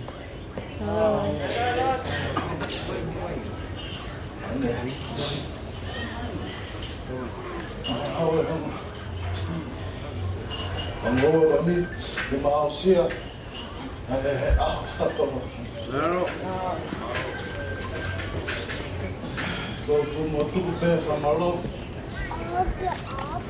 Yeah. Ang matua. Atu, me hola mo pusi.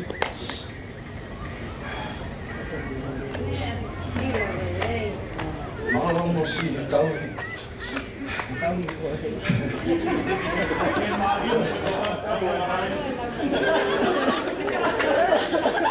I'm just gonna go in English.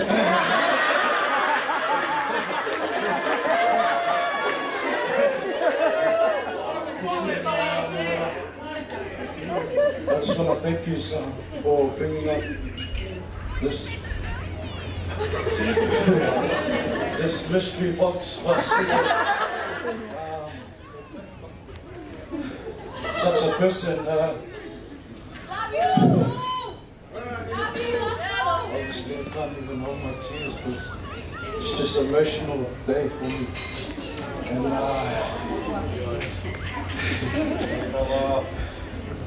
I just want to thank you for blessing me with your guys' most valuable gift and your guys' not a fun.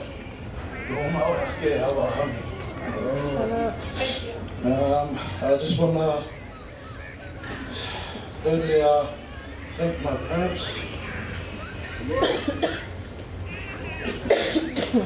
Mom and Dad. She's from Loretta. I want to thank you for being there since day one.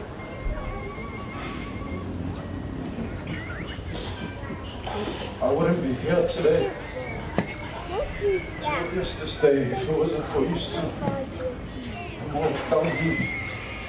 You see, for now I fight the whole shit out here.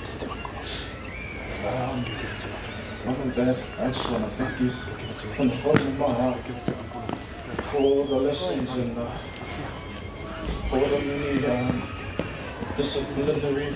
I just stay on my leg now. Anyway, disciplinary.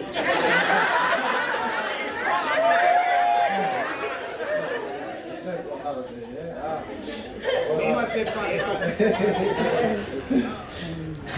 I just want to say thank you, Mom and Dad. And I just also want to thank Dr. Josifa for today, for blessing us too.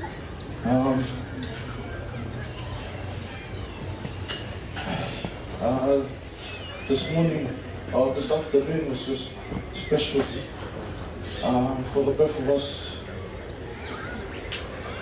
Just want to thank you for the word of encouragement and wisdom that you planted in our hearts today. And like you said, this bus is forever. And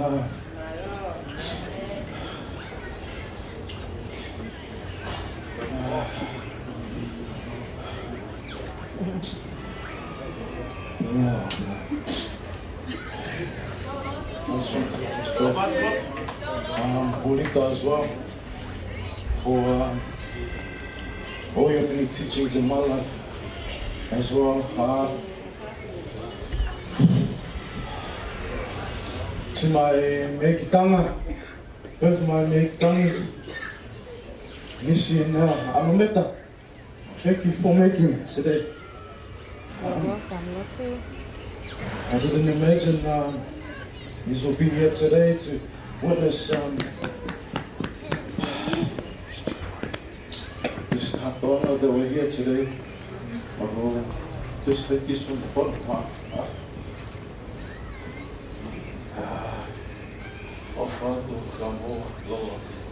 And to all our family and friends that traveled near and far, just want to thank you for being here today. These guys made today special for both of us. And you know, today, me and Atu, since we planned this to get married, and it was always a day just to celebrate and for us to all just get together and just to just have a good time and just enjoy each other's company together with us too. And yeah, we just want to thank you all for making it out today and tonight, for sticking around Yeah, and spending the day with us. If I haven't missed anyone. To uncles, boys and my nephews, my long si offer now.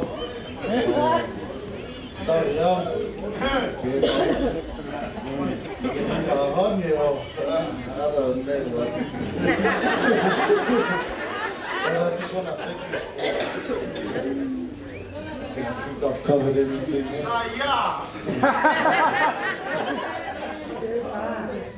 And lastly, I just want to thank my beautiful wife.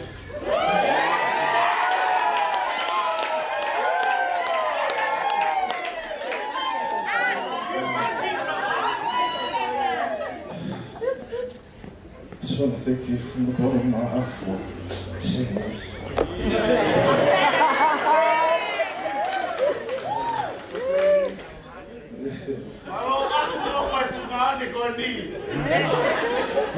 I just want to let you know that from the bottom of my heart. Alright?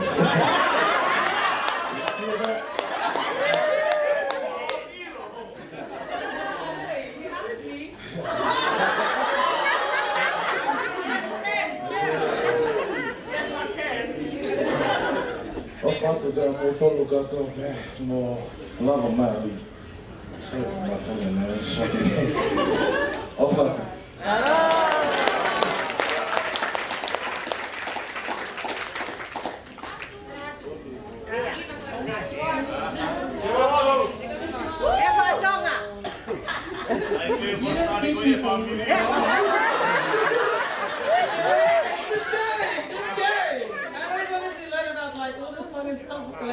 Everyone on the floor, I can know what that is. I just wish they would stand up and sit properly. But yes, thank you everyone for coming. Thank you to my family, as you look to side. Yeah, I love you. Thank you guys, we love you. Keep drinking.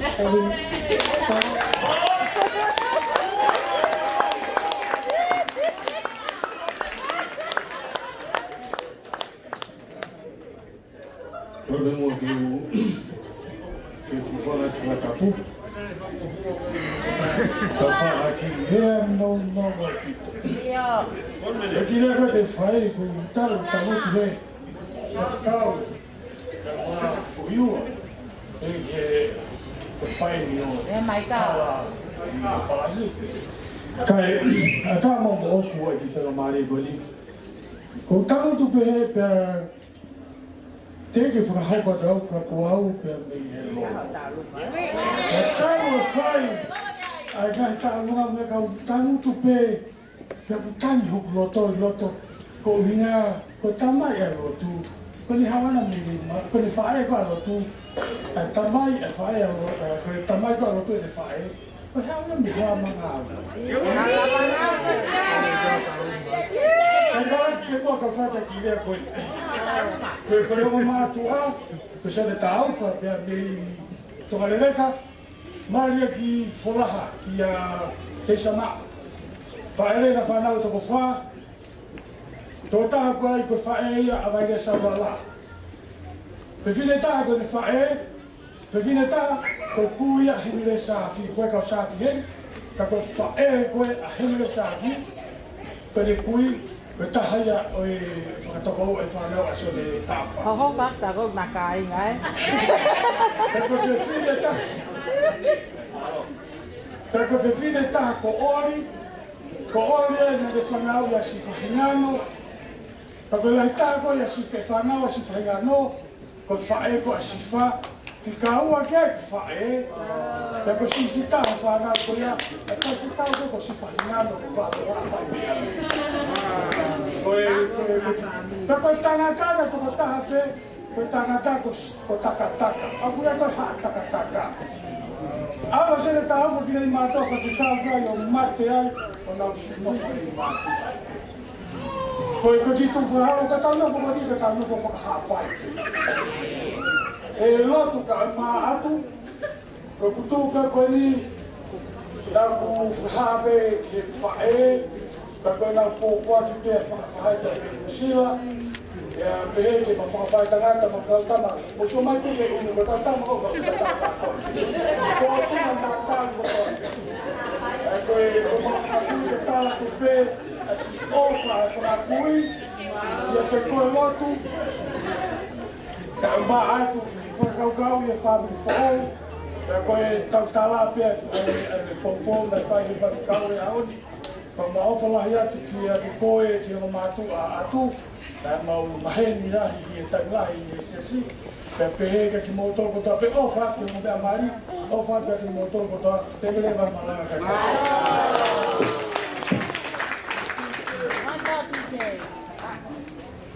Wrap it up, sorry.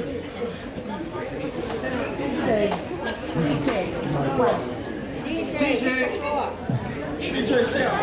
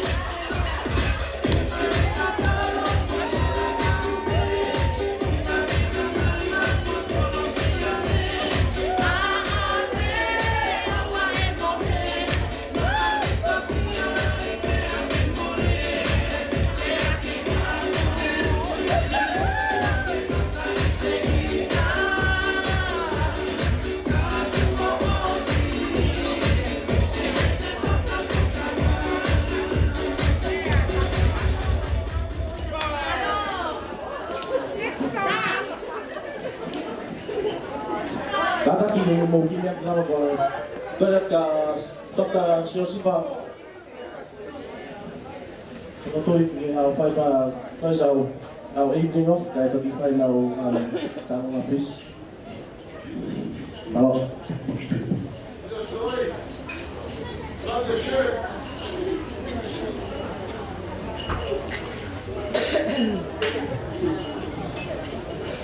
Thank you. I'm just about to walk outside to my car. Because I was waiting whether we are going to have our prayer.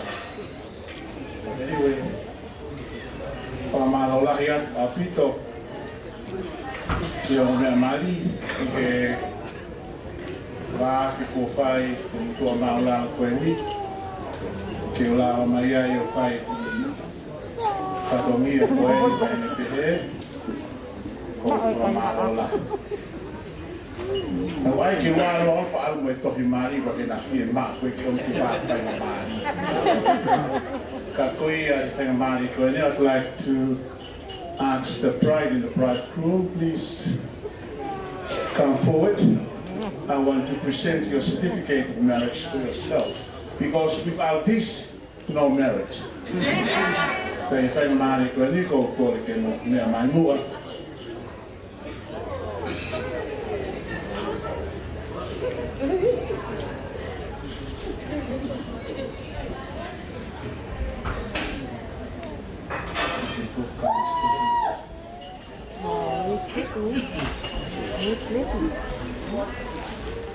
Ia lai o pito e kaya mari mo Kiriao ke whai o Maria Honi, ke he pata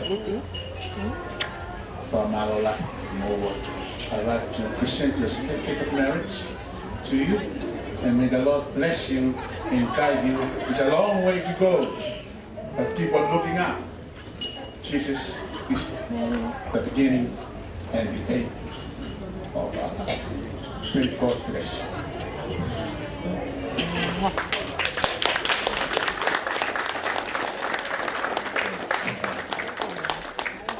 Te tivea no pe, o kata ki pehe e alolo. Whamalola i pehe o tua i ngā helea koe nau whanong ki ai, kua whiwhia ka poaki. Pea nau ki wahe a pēne nai i he whao koe ke langa mo ui i a sisu kalai si. Pea pai ki tala no pe lia te bos toa pe na hina katoa pe e taina ma hiki au ngā au e wheitu e tahi tonga pea wanga o toi ki fu mei. Pe ngai nau sio ke ka ngā pia o nau tō mei kai ke ola ia ke alu o fua. Ko i ngai na e laki e whanga posi he konua. Pea moi hu whanga whakatapu me whanga monu manu pe una o takai olo. Whaku kai mau pia ia whanga manuka ke lawa ia ke tupo fuulahi ke fua. Ke awa ke whamiri kolo mo puleanga. Ko hanga lewa tō i ki fume ko e ni alfa tape hono tō i ki fume na e ui ko e ave loloa. Pea a i pehe aha koe na e tō ai ki i a. Pea wainga mai ka mai ke kau ngā pi hao pe fume e a. Pea hola mai whanga kosi ai kakai ka ke naurawa o kai ki fume e ku a. Pea au ke hola a tanga hot, tanga pulu, tupu pe fume e na ma ui, pea alu o fua, pea tori lewa he kolo, mo i kai ngā lotu mo i siasi, ko i ngāhi aha koe na e tō ai, pea a i ai pe. Tui pulotu ka maa ati, ko i aho e ni ku tō ai. Ta whaamu ia ke a i lewa he ahon. Ko i ngā ke hao, e koe whonoa ngā Australia o ku kosi ia.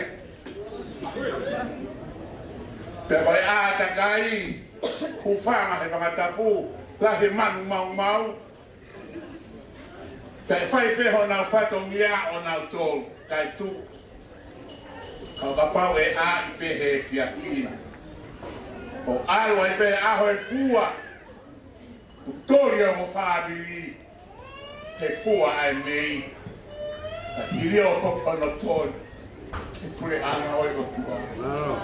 O whalahia te ki moua, ke tauloka. E tamai, ka mālolahia ki o aki o, ho fotu he ngāwe o e ahon. Ka koe maulotu ia me mawhatawangi o apio ke whaitape kina o mea mari o e ahoni. Tui pulotu ka maa atu. Whai pia hoko na api ko ati ke mo uinelei e ko ai ati ai ka o kalais. We pray that you continue to bless them and lay your wonderful hand upon them so that they may look unto you and run the race that you set before us. Bless them, Lord. Give them more power and fruit so that the people around them may see the beauty of Jesus in their lives. Ta begina pataka don mando kama watutuko miheni kama mole ka mo kama mui atu kita begina mo me marini mo mautoka toa ko ekles ai ki go si supply me ofa o tua ma te ho la mari mano ni ke ati ma tulun ko to pe ya o na hiki kai fai pe o tai ngata. Amen. Amen.